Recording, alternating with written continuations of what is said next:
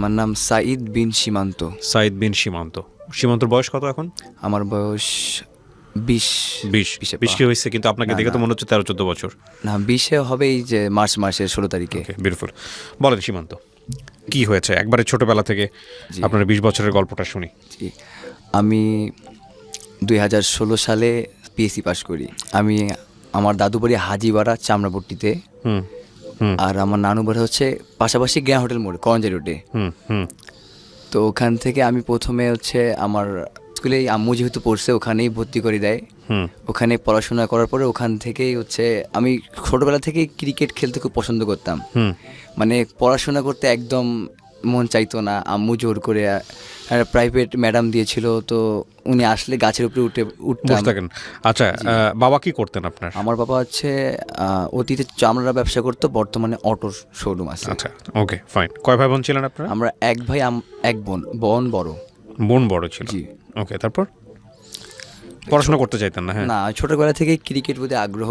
আমার ছোট আন্টি, আম্মুর হচ্ছে ছোট বোন, ছোট খালা, উনি আমাকে হচ্ছে রংপুর ক্রিকেট একাডেমিতে ভর্তি করে দেয় আমার আগ্রহ দেখে। আচ্ছা, তো ওখানেই তার কাছে আমি তার হাত ধরেই ক্রিকেট খেলা শিখি। তার হাত ধরে শিখি। মাঝখানে পিএসসির কারণে একটু খেলাটা বন্ধ করে দিই। আম্মুর অনেক দিনের স্বপ্ন ছিল আমি কালেক্টরেটে ভর্তি হব। কালেক্টর স্কুলে, জি। ক্লাস 6-এ আমি কালেক্টর স্কুলে ভর্তি হই, মানে ভর্তি পরীক্ষা দিয়ে টিকি আর কি। কি স্কুল এটা? Collector school, Rangpur. আচ্ছা, এই স্কুলটা কি খুব ভালো স্কুল? রংপুরের মধ্যে এটা ভালো, জি। তো আমি ক্লাস 6-এ কালেক্টর স্কুলে ভর্তি হই। ক্লাস 6-এর শেষে ক্লাস 7-ও ওইখানে আবার মানে পাশ করে ক্লাস 7-ও কালেক্টরে ভর্তি হই। তো ক্লাস 7-এর শেষের দিকে একটা মেয়েকে আমার ভীষণ ভালো লাগে। কি কারণে ভালো লাগে? কি হয়েছে ঘটনাটা একটু বলেন তো, কিভাবে তাকে দেখলেন প্রথম দেখা? আমি সিঁড়িতে উঠতে গিয়ে হঠাৎ সেই মেয়েটাকে দেখে আমার ভীষণ ভালো লাগে। তো আমার বন্ধুরা যখন এসএসসি পাস দেয় আমি তখন ক্লাস 7-এ পড়ি। কারণ আমি আগেই বলেছি যে আমি ছোটবেলা থেকেই পড়াশোনা করতে চাইতাম না। ও, তার মানে আপনার গ্যাপ আছে? জি, আমার গ্যাপ প্রচুর আছে। আমি কারণ পড়াশোনা করতে চাইতাম না ছোটবেলা থেকে একদম। আমার কেজি 2, কেজি 1 এগুলো সব আম্মু পড়াইছে, মানে 1-এর নিচেই 5 বছর পড়েছি। আচ্ছা। তো মেয়েটাকে দেখে আমার ভীষণ ভালো লাগে। তো বন্ধুদের দিয়ে বলি, আর মেয়েটা আবার পড়াশোনা অনেক ভালো, আর আমি আবার একদম পড়াশোনা পারি না। আপনারই ক্লাসমেট ছিল? জি, আমারই ক্লাসমেট। ওকে। আমি পদ্মায়, সে তিস্তায়। ওকে। তো ও তার পিছনে প্রায় 4-5 মাস 6 মাস ঘুরি, কিন্তু মানে কিভাবে ঘুরতে থাকেন? মানে বলি আর কি অনেক দেয়, কিন্তু বিভিন্ন জায়গায় আওয়াজ থেকে নক দিতেন তাকে? জি, বন্ধুদের দিয়ে। কিন্তু আমি খেলাধুলা সবসময় প্রথম ছিলাম। স্কুলে হয়ে অ্যাথলেটিক্স খেলতাম, আরও যেগুলো খেলা হয় ক্রিকেট খেলি স্কুলের হয়ে। তো যখন আমি স্কুলে প্রথম হতাম তখন আমাদের স্কুলে মানে সম্মাননা দিত সবার সামনে প্রিন্সিপাল হাত থেকে। তো হয়তো বা এগুলা দেখেই সেও রাজি হয়ে যায়। জি, মানে হচ্ছে আমি তার পিছনে সবসময় ঘুরঘুর করতাম। মানে সে বলতো যে না ভাই, আমি এগুলা করব না, কারণ আমি পড়াশোনায় আমাকে করতে হবে, তার ইচ্ছা সে ডাক্তার হবে। জি। তো অনেক বলার পরেও সে রাজি হচ্ছে না। তো আমিও তো ছাড়া নাছর বান্দা, আমি ছাড়বো না। তাকে আমার অনেক ভালো লাগছে, সে অনেক ভালো মেয়ে, পর্দাশীল, নামাজ কালাম পড়ে। তো আমি তারপরে দেখতেছি যে একটু পড়াশোনায় আগ্রহী হচ্ছি, পড়াশোনা করতেছি, মানে কোচিংয়ে ভর্তি হচ্ছি। মানে সে যদি পড়াশোনা করি তাহলে সে রাজি হবে। তো কোচিংয়ে ভর্তি হইলাম, একটু পড়াশোনায় মন দিচ্ছি। আর স্কুলে আগে খুব একটা যাইতাম না, তার কারণে রেগুলার স্টুডেন্ট হইলাম। হওয়ার পরে স্যারকে মোটামুটি হালকা একটু হইলেও পড়া দিতে পারি, হোমওয়ার্ক করা শুরু করলাম। এইসব জেনে তার বান্ধবী দিয়ে অনেক বলার পরে মানে সে বললো যে রিলেশনে যাবে না, সে ফ্রেন্ডশিপ করবে। ওকে। ফ্রেন্ডশিপ করার পরে আমার বন্ধু নাজি আর লামিম আমাকে ফেসবুক আইডি খুলে দিল। আমি কিন্তু ফোন চালাইতে পারতাম না, বাটন ফোনও চালাইতে পারতাম না ক্লাস 7-এ, অ্যান্ড্রয়েড ফোনও চালাতে পারতাম না। ক্লাস 7-এর শেষে আমার বন্ধু নাজিম আর লামিম আমাকে অ্যান্ড্রয়েড ফোনে আমার একটা আইডি খুলে দিল ফেসবুকে। জি, সিকে সাঈদ বিন সীমান্ত আইডির নাম। তো আমি বললাম ঠিক আছে, শুধু আমি থাকবো আর মানে যাকে পছন্দ সে থাকবে। কিন্তু সে বলতেছে না, সর্বনিম্ন 10টা বা 5টা ফ্রেন্ড রাখবে। তো আমি বললাম আচ্ছা 10টা বা 5টা ফ্রেন্ড তোরা নিয়ে হবে। এইভাবে তারপর তো যখন আইডিটা খুলে দিল তখন আমি আইডির মধ্যে আসক্ত হয়ে গেলাম। মানে সারাদিনে তো মানে সবসময় ওয়েট করতাম যে সে কখন লাইনে আসবে, এই ফেসবুকে আসবে। জি, সে মানে ওই ফেসবুকে ঢুকেই খালি একটাই, পড়াশোনা করি আর মাঠে যাই না যাই তখন একটাই চিন্তা, সে কখন আসবে, একটু কথা আর একটু রিপ্লাই দেবে। জি, একটু ফেসবুকে কি কল করতেন নাকি ইনবক্স করতেন? ইনবক্সে এসএমএস ইনবক্স করতাম। করতেন, ওকে। তো এইভাবেই ফ্রেন্ডশিপ থেকে সে একদিন হঠাৎ বলল আচ্ছা চলে আমরা কোথাও ঘুরতে যাই। সেই প্রস্তাব দিল। জি। তখন আপনাদের মধ্যে সম্পর্ক হয় নাই নাকি শুধু খালি মানে ফ্রেন্ডশিপ ফ্রেন্ডশিপ আছে। আছে? জি। ওকে। তো আমি বললাম আচ্ছা, আমি তো বললাম এ তো দেখি মেঘ না চাইতেই বৃষ্টি। হুম তো আমি বলার আগেই তুমি বলে দিলা। বললো তো আমরা তো জাস্ট ফ্রেন্ড। হুম গিয়ে আমি সব বললাম যে আমি তো তোমাকে অনেক পছন্দ করি, আসলে আমি ফিউচারে তোমাকে নিয়ে অনেক স্বপ্ন দেখি। তখন সে আমাকে বলল আমি আমার বাবা মার বাইরে যাইতে পারবো না, তুমি যদি ভালো কিছু করো তাহলে আমি ভেবে দেখবো, এটাই। হুম তো এই আমার ফ্রেন্ড মানে ও যে এলাকায় থাকে থানার পিছনে, তো ওখানে আমার একটা ফ্রেন্ড, মানে আমি যে মেয়েকে পছন্দ করি ও ওই মেয়েকে পছন্দ করে। আচ্ছা। যখন আমরা ঘুরতে যাই তখন দেখে ফেলছে ওই ছেলেটা, দেখে সোজাসুজি ওই মেয়ের মানে যাকে পছন্দ করি তার বড় বোনকে কল করে। ওই মেয়েটাকে পছন্দ করতো, জি, মানে আমিও যাকে আপনি করি। পছন্দ করেন? হ্যাঁ, দুজনে আমরা Okay. ক্রিকেট খেলি। ওকে। তো সে বড় বোনকে ফোন করছে। জি, যে বলছে যে আপনার বোন সীমান্তর সাথে ঘুরতে গেছে। হুম তো আমি যখন তাজহার জমিদার বাড়িতে গেছিলাম ঘুরতে, নিয়ে ঘুরলাম, তারপর সে কফি শপের সুরুদ্দিনের সামনে গিয়ে ওখানে একটু খাওয়া দাওয়া করলাম। সে খাবে না জোর করে, তাও খাইনি, তো সব বাসায় নিয়ে আসছি। পরে যখন ব্যাক হওয়ার পরে আমি তো একটু পরে যাচ্ছি ওর সামনে, বলি তুমি স্কুলে ঢুকে, আমি ঢুকতেছি। তো ঢোকার পরেই দেখছি যে আমি পিছনে আসি, পানি খাচ্ছি। তো দেখছি ওর আম্মু দেখে ওকে একটা ঠাস করে একটা থাপ্পড় দিল। তো প্রথম দিন অনেক দেখা হওয়ার জোরেই। পরেই মানে বাইরে তুই কোথায় গেছিলি আমাকে না বলে গেছিস কেন, হেভি। আর আমি তো কান্নাকাটি শুরু করে দিলাম। তারপর খাওয়ার পরে জি, মানে আমাকে থাপ্পড় মারিনি, ওনার মেয়েকেই মারছে। ওটা দেখার পর আপনি কান্নাকাটি? আপনাকে জি। দেখছে? আমাকে দেখেনি উনি। আপনাকে দেখেনি। আচ্ছা, তারপর? তো আমি চারতলায়, তো আমার বন্ধুরা আমাকে তুললো, আমি ভেঙে পড়ছি অনেক, কারণ ওকে মারছে আমার সামনে। তারপর থেকে ওকে আর স্কুল আসতে দিচ্ছে না ওর ও, আম্মু। তারপর? স্কুল আসতে দিচ্ছে না। আর আমিও তো মানে ও তো নাকি ওর আম্মু হাতে কোরআন শরীফ উঠাই দিছিল যে ওই ছেলের সাথে কথা বলা যাবে না, সম্পর্ক করা যাবে না, এরকম। কিন্তু সে কিছুদিন পরে আমি স্কুল যাওয়া বাদ দিয়ে দিই। আমি জানি আমি স্কুল যাওয়া বাদ দিলে সে আসবে স্কুলে। ও আচ্ছা, আপনি সেটা প্ল্যান করলেন যে যেভাবে আমি তাকে যাবো না। স্কুলে নিয়ে আসতে হবে। হ্যাঁ। জি, আমি স্কুল যাওয়া বাদ দেওয়ার পরে আমি আবার স্যার আর পছন্দের খেলোয়াড়, এই জন্য আমাকে স্কুলে ঢুকতে দেয় মধ্যবিরতিতে। আমি 3 নম্বর ক্লাসে স্কুলে ঢুকে পড়ি, বললাম যে আমাকে বাবু স্যার ডাকছে। ঢুকে পড়ে তার সাথে ভিতরে একটু কথা বলার জন্য রুমে চলে যাই। তখন গণিত শিক্ষক, মানে ওই স্যারও আমার অনেক মানে হচ্ছে অনেক ভালো সম্পর্ক। তো বললাম যে স্যার একটু খেলার কাজে আসছি, তো কথা বলি। তখন আমরা স্যারের সাথে পিছনে আমি কথা বলতেছিলাম, স্যার তো অন্য রুমে গিয়েছিল। তখন মানে হচ্ছে দেখার কারণে আমার সাথে কথা বলতে মানা করছে, যে মানে আমার সাথে একদম টোটালি মিশতে মানা করে দিছে ওর আম্মু। তারপরে তো কোরআন শরীফ নাকি হাতে দিয়েছিল। আর এর মাঝখানে আবার ও আবার বাথরুমে ঢুকছিল যে সুইসাইড করবে। আমার বন্ধুরা আবার, মানে স্কুলের বাথরুমে ঢুকছে সুইসাইড না, করার না, জন্য? ওর বাসার বাথরুমে। আচ্ছা, এটা আপনি জানলেন এটা কিভাবে? আমার বন্ধু বলছে যে ওরাই গিয়ে বের করছে। আচ্ছা। এখন তো আমি অনেক টেনশন পেয়ে গেলাম, খেলার মাঠ থেকে আবার বাসায় আসলাম, কিন্তু ওখানে যাইতে পারছি না। হ্যাঁ ওখানে যাওয়ার আমার কোনো ওয়ে নেই। হ্যাঁ তো তারপর আমি জেএসসিতে মানে জেএসসি পরীক্ষা দেই। হ্যাঁ। জেএসসি পরীক্ষার ঠিক 4 মাস আগে আমার ডান হাত ভেঙে যায় ক্রিকেট খেলতে গিয়ে। ওকে। তো এই কারণে আমি তখন মানে কি দেখা সাক্ষাৎ বন্ধ নাকি জাস্ট কথাবার্তা চলতেছে? মানে দেখা অনেক কম, আমি স্কুলে যাইতাম না, আচ্ছা খুব কম। তো জেএসসির 4-5 মাস আগে আমার ডান হাত ভেঙে যায় ক্রিকেট খেলতে গিয়ে। আচ্ছা এই জন্য আমি ম্যাথ একদম করতে পারিনি, আর আমি একদম মানে ম্যাথ করতেও পারি না, মানে অঙ্কটা একদম পারি না। আচ্ছা আবার হাত ভাঙার কারণে করতে পারিনি। ওকে এজন্য এক সাবজেক্টে ফেল আসে জেএসসি পরীক্ষায় আমার। ওকে আমি 2019 সালে জেএসসি পরীক্ষা দিয়েছি কালেক্টর স্কুল থেকে। ওকে। ও আপনার সাথে তো ও পরীক্ষা দিয়েছে না? জি, ও তো অনেক ভালো রেজাল্ট করেছে। ওকে। তো আমি যখন জেএসসিতে ফেল করি তখন সে টোটালি আমার সাথে যোগাযোগ অফ করে দেয়। আচ্ছা কারণ সে জানতো তার ফ্যামিলি এই ব্যাপারে আর আগাবে না, আর ও মিথ্যা আমাকে আসে দিবে না। ওকে। তো 3 মাস আমার সাথে দেখা নেই। আমি 3 মাস পরে একবার স্কুলে যাই ওর সামনে। স্কুলে যাওয়ার পরে ও সবার সামনে আমার সাথে অনেক বাজে ব্যবহার করে। 3 মাস পরে? জি, কারণ ওর আম্মু ওকে মিশতে মানা করছে এই জন্য। আচ্ছা। আর অলরেডি ওর বান্ধবীদের বলছে যে যদি কথা বলি, কারণ সবাই তো মানে ওর আম্মুকে বলে দিবে। তো আমি দেখা করতে গেছি, আমার সাথে খারাপ ব্যবহার করছে। খারাপ ব্যবহার বলতে? মানে অনেক রাগারাগি করছে। বলছি না তুমি আমার পিছনে আর আসবা না, আমি তোমার সাথে আগাতে পারবো না, তুমি এখন আমার থেকে জুনিয়র হয়ে গেছো মানে ক্লাসের দিক দিয়ে। ও, আপনি ফেল করছেন? জি, আমি ফেল করছি। তো আমার সাথে তোমার এভাবে হবে না, আমি এইগুলো বলতেছি আর কি। হ্যাঁ। তো সবার সামনে আর কি খারাপ ব্যাপার, এটা আমার খুব খারাপ লাগছে। আমি সোজা স্কুল থেকে বের হয়ে চলে গেলাম। হ্যাঁ। আমি কিছু বলিনি, মাথা নিচ করে স্কুল থেকে বের হয়ে আপনি 7 থেকে গেলেন, ও 8 উঠে গেছে? জি, এটা উঠে গেছে। তারপর? তো আমি সোজা বাসা চলে গেলাম। হ্যাঁ। চোখ দিয়ে পানি পড়তেছে ভাই, বিশ্বাস করেন আমি মেয়েটাকে অনেক অনেক অনেক বেশি এটাই কি আপনার ভালোবাসি। First love? জি, এটাই আমার ফার্স্ট লাভ ছিল। তারপর তারপরে হচ্ছে আমি তো এইভাবেই ক্রিকেটে মানে আবার ক্রিকেটেই ব্যাক করলাম, মাঠে যাচ্ছি, কিন্তু ভাই খেলা এরকম একটা হচ্ছে না, মন বসতিছে না। হুম, মানে হৃদয় ভাঙলে যা হয়, জি, খেলায় ঠিক মন মানে বসতিছে না, হাত ভাঙা ইনজুরি পর থেকে একদম 4-5 ম্যাচে টোটালি রান পাচ্ছি না, বোলিংও ভালো হচ্ছে না। হুম, তারপর হঠাৎ একদিন ফেসবুকে নক আসে, একটা ফ্রেন্ড রিকোয়েস্ট মেয়ের, হুম, হাই হাই মানে ফ্রেন্ড SMS এ রিকোয়েস্ট দেয় কিন্তু হুম, আসে, তো হাই, তো আমি বললাম জি বলেন। মেয়েটা আমাকে বললো আমি আপনার ফ্রেন্ডের ছোট বোন।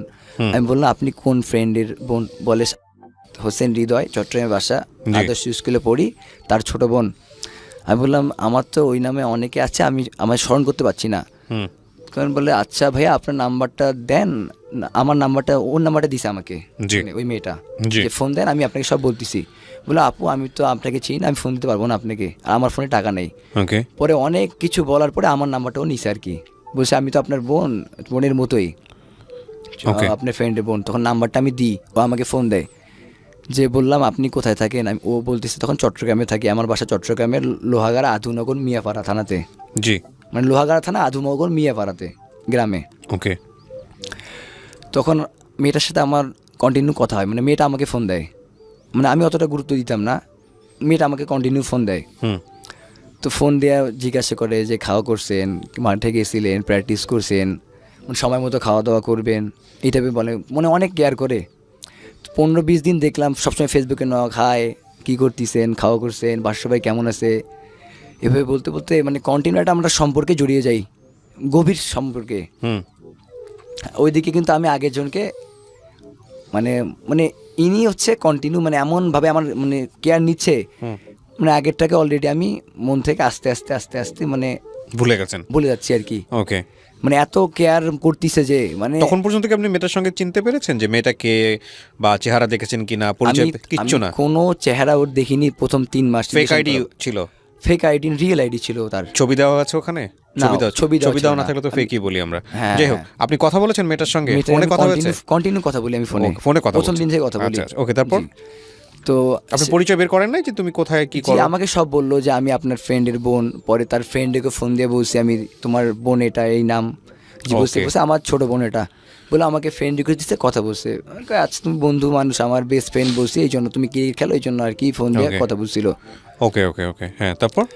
তারপরে মানে একটা গভীর সম্পর্কে আমাদের জড়িয়ে যাই আমরা তার সাথে। হুম, তো 6 মাস রিলেশন করলাম। 3 মাসের পর ভাই আমি তাকে প্রথম দেখি, 3 মাস। হুম, মানে আমি বলি যে খুব রিকোয়েস্ট করি তোমার আমাকে একটা ছবি দাও, হুম, যদি তুমি আমাকে ভালোবাসো তাহলে তুমি আমার ছবি দিবা। এটা নিয়ে কিন্তু ঝগড়া, মানে 7 দিন কথা বলিনি, সে আমাকে ছবি দিবে না। হুম, 7 দিন কথা হয়নি, ওর ভাই ফোন দিছে যে সীমান্ত তোমাকে তো আমি অনেক বিশ্বাস করি, তুমি তো মানে সব বলতেছে আর কি। ওর ভাইকে ব্যাপারটা জানাইছো যে আমার সাথে রিলেশনে গেছে। হুম, তো তখন আমি বলে তুমি আমার সাথে এমন করতেছো কেন, ও তো পাগলামি করতেছে, ওর ছোটো বোন, এখন ও কী করবে, মানে আমার এটা ফ্রেন্ডই আমাকে ফোন দিয়ে বলতেছে। তো 7 দিন পরে ও আমাকে ছবিটা দেয়, যখন আমি একদম টোটালি যোগাযোগ বন্ধ করে দিই। হুম। আমাকে ছবিটা দেওয়ার পরে আমি হচ্ছে আবার কেন যোগাযোগ বন্ধ করেন?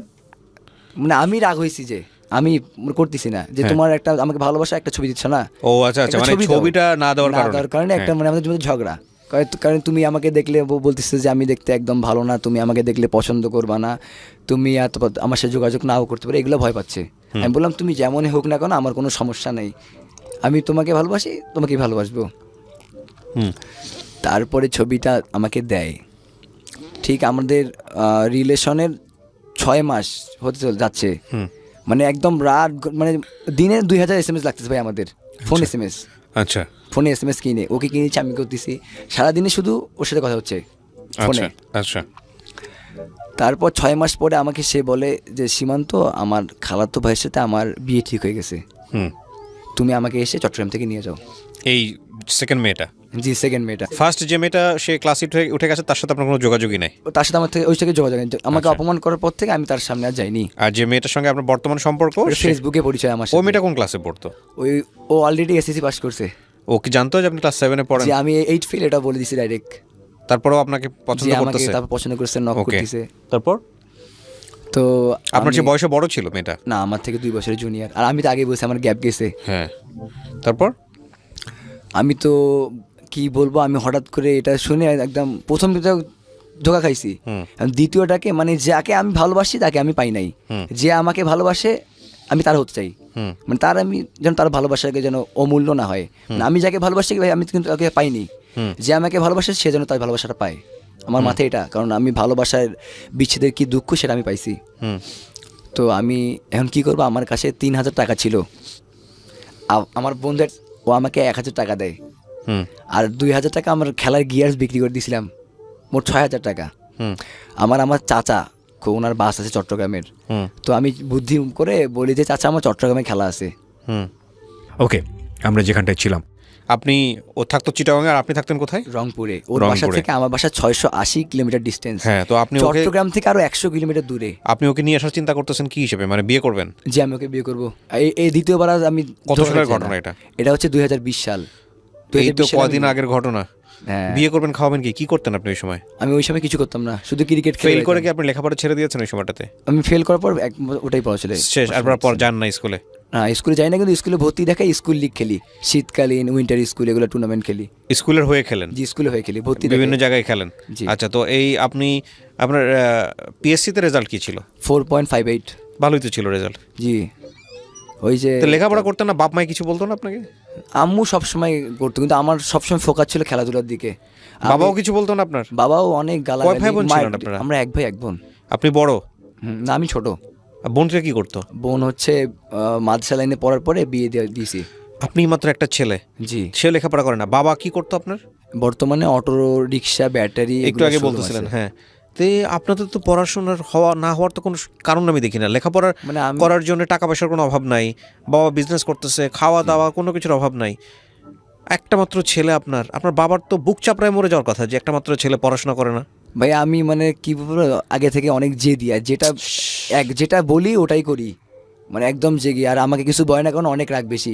একটা কথা বলি আপনাদেরকে, আজকে যেসব ছেলেমেয়েরা এটা শুনতেছেন, আমি জানি না কতজন টিনেজার ছেলেমেয়েরা এটা শুনবেন। বাবা মা আপনাদেরকে হয়তো অনেক পছন্দ করে, অনেক ভালোবাসে, যে কারণে বাবা মারা খুব হার্ড স্টেপ নিতে পারেন। আমি নিজেও বাবা হয়েছি, আমার 2টা মেয়ে। আমার বড় মেয়েটার বয়স 4 বছর, 4.5 বছর, বা ছোটোটার বয়স মাত্র 6 মাস। তো আমার মেয়েটা তো বড় হচ্ছে, মাঝে মাঝে আমি জেদ করলে আমি দেখি, আমি বুঝি যে এই জায়গাটায় তাকে অনেক বেশি শাসন করা প্রয়োজন, কিন্তু আমি করে উঠতে পারতেছি না, ছোটোর কারণে হোক বা যে কোনো কারণেই হোক না কেন। তো এই যে ব্যাপারটা, এইটা আমি যখন সন্তান ছিলাম আমার বাবা মায়ের, তখন আমরা বুঝতাম না। তবে একটা জিনিস আমার কেন জানি মনে হয়, কিছু জিনিস প্রকৃতিগতভাবেই আল্লাহ মানে মানুষের ভিতরে দিয়ে দেন, যে ও এইরকম হবে, ওকে এইভাবে ট্রিটমেন্ট করতে হবে, ওর দ্বারা এটা সম্ভব। আর সবাই আসলে বাধ্যনুগত হয় না, সবাই আসলে খুব বেশি বাবা মা ভক্ত হয় না, সবাই আসলে একরকম হয় না। তারপরেও আমি সব ছেলেমেয়েদেরকে একটা কথা বলি আজকে, সেটা হলো যে এই যে ব্ল্যাকমেলিংটা করা বাবা মাকে, যে আমি একটা মাত্র সন্তান, আমি একটা মাত্র ছেলে, আমি একটা মাত্র মেয়ে, শেষ পর্যন্ত হয়তো বাবা কিছুই করতে পারবে না, শেষ পর্যন্ত হয়তো মা কিছুই করতে পারবে না, কারণ তারা তো নিরুপায়, তারা চাইবে না তার সন্তানের একটা বড় ক্ষতি হোক। কিন্তু এটা ঠিক যে এটা আসলে আপনার বাবা মাকে আপনি যে বাধ্যটা করলেন, এটা যে আপনার জন্যে কত বড় ক্ষতি, আপনার নিজের জন্য কত বড় ক্ষতি, এটা জীবনে যখন আপনি বুঝতে পারবেন, তখন আর আপনার পিছন দিকে ফিরে নিজেকে কারেকশন করার কোনো সুযোগ থাকবে না। শোনেন আপনার গল্পটা, তারপর কি হলো? আমি 6,000 টাকা ম্যানেজ করলাম। কার কাছ থেকে নিলেন এই টাকাটা? আমার কাছে 3,000 টাকা ছিল। আচ্ছা। আমার ক্রিকেটের খেলার জিনিস 2,000 টাকায় বিক্রি করলাম, আর 1,000 টাকা আমার বন্ধু আফরাজের কাছ থেকে নিলাম। এই 6,000 টাকা বন্ধু জানতো যে আপনি কি করতে জি, যাচ্ছেন? আমি ওকে বলছি। হ্যাঁ, তারপর? এখন তো ও জানে যেটা আমি বলছি ওটা করবোই আমি, তো আমাকে দিল ম্যানেজ করে 1,000 টাকা। এই 6,000 টাকা নিয়ে আমি চট্টগ্রামের উদ্দেশ্যে রওনা হলাম। চাচাকে বললাম চাচার কাছে যাচ্ছি ফ্রিতে, বলছি আমার চট্টগ্রামে খেলা আছে। তো আমি প্রায় 18 থেকে প্রায় 19 ঘন্টা চট্টগ্রাম থেকে ভাই, আবার কিন্তু 100 কিলোমিটার লোহাগাড়া। এর আগে তো আপনি যান নাই কখনো? কোনো দিন নাই, ফার্স্ট টাইম। আচ্ছা। তো আমাকে বাস গিয়ে নামাই দিল অলংকারে, আমি কিছু চিনি না, আমি কোথায় যাব। আমি ফোন দিচ্ছি, একে জিজ্ঞাসা করতেছি, ওকে জিজ্ঞাসা করতেছি যে ভাইয়া লোহাগাড়া থানাটা কোন দিকে, কেউ চিনতেছে না। পরে একটা সিএনজিএল আমাকে বললো যে ভাইয়া এখান থেকে তুমি প্রথমে নিউ মার্কেট যাবা, নিউ মার্কেট থেকে ওইখানে তুমি অটোওয়ালাকে জিজ্ঞেস করলে নিউ ব্রিজের গাড়ি পাবা, ওই কর্ণফুলী ব্রিজ থেকে তুমি সরাসরি বাস পাবা হচ্ছে লোহাগাড়ার আদিনগরের। তো ভাই আমি তো আর কোনটা লোকাল বাস কোনটা মেল বাস বুঝতেছি না, আর ও অলরেডি কিন্তু আমি চট্টগ্রামে গেছি, ও বাসা থেকে বের হয়ে গেছে, আমাকে ফোন দিচ্ছে আচ্ছা। যে আপনি কোথায় একটু তাড়াতাড়ি আসেন, আমি তো বের হয়ে গেছি, আমাকে খোঁজাখুঁজি অলরেডি মানে শুরু হয়েছে। হুম। তো আমার ওই জায়গাটা যাইতেই 104 ঘন্টা লেগেছে, লোকাল বাসে উঠছি আমি। তো ওখানে আমি গিয়ে আমিরাবাদে নেমে পড়ি। হুম। আমিরাবাদ থেকে একটা নেই সিএনজি, মানে একটা পিক আপ নেই, পিক আপ গাড়িগুলো লেগুনা বলে যে। হুম। তো ওটা একদম নেই, রিজার্ভ নিয়ে নেই যে ভাই আমি আপনাকে 500 টাকা দেবো, শুধু লোহাগাড়া যেয়ে একটা আমার বোনকে নিয়ে চলে আসবো। তো ভাই আমার অনেক ভয় লাগছে, হাত পা ঠান্ডা যাচ্ছে, আমি এটা কী করতেছি। হুম। তো আমি চলে গেলাম, চলে গিয়ে ও দেখি দাঁড়ায় আছে আধুনগরের ব্রিজের উপরে দাঁড়ায় আছে। এই প্রথম দেখা আমাদের। এর আগে তো ছবিতে দেখছেন নাকি? এর আগে শুধু ছবিতে দেখছি। হ্যাঁ। তো তো দেখার পর কেমন লাগতেছিল? মানে আমার হাত পা ঠান্ডা হয়ে যাচ্ছিল, চোখ দিয়ে পানি পড়ার মতো হয়ে যাচ্ছে। কেন? মানে যাকে ভালোবাসি তাকে প্রথম দেখলাম। আচ্ছা, ওকে। মানে ও সে তো আমাকে ধরে কান্নাকাটি করতেছে। হুম। ওকে। এখন বলতেছি যে সিএনজি এলাকে একটু আপনি তাড়াতাড়ি চলেন। আর উনি কিছু বুঝতে পারছে, বললাম কিছু আপনি ব্রেক করছে, আমি তাড়াতাড়ি টানেন, আমি একটু রাগ দেখাচ্ছি যে টাকাটা 500 টাকা দিলাম যে আপনি নিয়ে একটু তাড়াতাড়ি চলেন।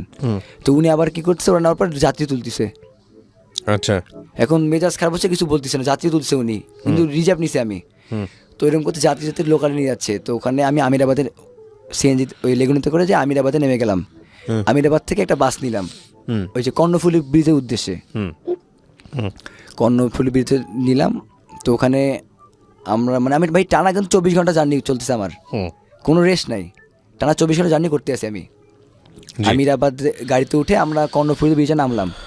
নেমে একদম ভিতরে একটা, আমি বাস স্ট্যান্ড নামটা জানি না, একদম ভিতরে ঢুকলাম। মানে রংপুরে বাস নিব, শ্যামলী কাউন্টার, অনেক চট্টগ্রাম শহরে অনেক ভিতরে ঢুকছে একদম। আমি রিক্সাওয়ালাকে বলছি যে আমাকে একদম ভিতরে কোথায় কাউন্টার আছে রংপুর নিয়ে যান। আচ্ছা। তো রিক্সা ভাড়া দেওয়ার পর রিক্সাওয়ালা বললাম 200 টাকা দিচ্ছি, আমার একটা ভিতরে কাউন্টারে নিয়ে যান। তো আবার ভাই যে এই মাঝখানে আমিরাবাদ থেকে চট্টগ্রামে আসার মাঝখানে আমাদের বাসে 2টা পুলিশ উঠছে। আচ্ছা, টেনশনের বিষয়। হ্যাঁ, আমি তো শেষ, আরও আমার গা পা ঠান্ডা হচ্ছে ভাই, বিশ্বাস করেন, মানে এত ভাই জীবনে পাইনি আমি, কিন্তু মুখের জোর আছে। তো আমাদের পুলিশে বলছে তোমরা কোথায় যাচ্ছ, চট্টগ্রাম ভাষায়। আমি বললাম কি বলে, আমি বললাম যে বোন কি বলে শোনো তো, মানে আমার যাকে নিয়ে পালাচ্ছে ওকে বললাম। তখন বলতেছে যে মানে আমরা কি, আমি বললাম এটা আমার চাচাতো বোন, আচ্ছা আমার দাদার 2টা ওয়াইফ, তো একে একটা চট্টগ্রামে থাকে আর একটা রংপুরে, একে আমি রংপুরে নিয়ে যাচ্ছি, আমি অনেক টায়ার্ড, 24 ঘন্টা জার্নি করছি, আমার দাদি অসুস্থ, ও দেখতে যাবে। তো আপনি যদি কিছু বলার থাকে আমি আমার আব্বার নাম্বার দিচ্ছি, আমার আব্বার সাথে কথা বলেন প্লিজ, আমাকে ডিস্টার্ব করিয়েন না। তো আমি যেভাবে এইটা বলার পরে পুলিশটা নামে গেছে। আচ্ছা, ওকে। আর আমার পাশে ছিল আবার পুলিশ বসা। কারণ বলতেছে ভাইয়া তোমাদের ব্যাপারটা বুঝতেছি, ভয় পাবে না, যাও আমি আসি। মানে আমি 4টা সিট নিছি, কিন্তু করোনার সময় 4টা, মানে 2 জন এক সিট বসা যাবে না। ও, ফাঁকা রেখে? জি। তো আমার 2টা সিট ফাঁকা আছে, ওটা পুলিশ বসতে দিয়েছি। ওকে। এই জন্য উনি বলছে ভাইয়া সমস্যা নাই, যাও, আমি তোমার ব্যাপারটা বুঝতে পারছি, আমি আসি। আচ্ছা, তো আমরা আসতেছি, আমি কিন্তু ভাই বাসে গভীর ঘুম, এদিকে সে বমি করতে করতে শেষ, অনেক অসুস্থ, কিন্তু আমার কোনো সেন্স নাই, আমি ঘুম। জি। এখন সে বলতেছে, শুনতেছি যে আমি কার সাথে পালাচ্ছি, সে আমি মরে যাই তার কোনো হুঁশ জ্ঞান নেই, সে বলতেছে কিন্তু রাগ, কিন্তু আমি এদিকে মরা মানুষ, টানা 30 ঘন্টা অলরেডি জার্নি করতেছি আমি। ভাই রংপুর থেকে 680 কিলোমিটার দূরে আমার যাকে নিয়ে পালিয়েছি তার বাসা। মানে ওখানে গিয়ে 2টা মিনিট আমি রেস্ট করার সুযোগ পাইনি। রাইট। ওখান থেকে আবার শুরু তাকে নিয়ে আসছি। ওকে, তারপর তার সাথে ভাই প্রথম দেখা তখনই হলো আমার। তারপর আমি সোজাসুজি ওকে নিয়ে নামলাম, মানে ও আবার ভালো রেসপন্স পায়, ভালো কিছু পড়েনি, শুধু নিচে হচ্ছে জন্মসনদ নিচে, 2 কিছু নিচে, বিয়ে করতে যা যা লাগে আর কি, ওগুলো নিতে বলছিলাম, ওগুলো নিচে। তো আমি ভাবতেছি এখন তাকে নিয়ে যাবো কোথায়, প্রথমে বাজারে নিয়ে এসে ওকে কাপড় কিনে দিলাম, বাসায় যেহেতু নিয়ে যাবো, ওকে ওড়না কিনে দিলাম আর জুতা কিনে দিলাম। ওড়না মনে হয় কিনে দিচ্ছে, জুতা কিনছে সেটাকে আমার মনে পড়তেছে না, এটা মানে কিনে দিলাম সালেম মার্কেট, ওই জামাল মার্কেট থেকে, দিয়ে বাসায় নিয়ে গেছি। আমার আম্মু মূর্তি মতো দাঁড়ায় আছে, নানি বলছে কিরে সীমন্ত এটাকে তুই কী করছিস? আমি বললাম আমি এখন ঘুমাবো, এটা হচ্ছে আমার বউ। কই বিয়ে করলি কবে? কই বিয়ে করি নাই, বিয়ে করবো, এখন তোমরা বিয়ে দিবা। নিয়ে ঢুকে গেছেন এভাবে? হ্যাঁ, বাসায় নিয়ে গেছি। তারপর আমি গোসল করতেছি, আমি বললাম একেবারে মূর্তি মতো দাঁড়ায় না হয়ে একটু কাপড় আসে না, একটা জামা দাও। আম্মুকে বলতেছি, আম্মু কান্না করতেছে, নানি এদিকে কান্নাকাটি শুরু করছে। মূল এক কথা হচ্ছে অবাধ্য সন্তান ছিলেন, এটা বোঝা যাচ্ছে। সরি, আমি কিছু কমেন্টস করবো, আপনি মন খারাপ করেন না।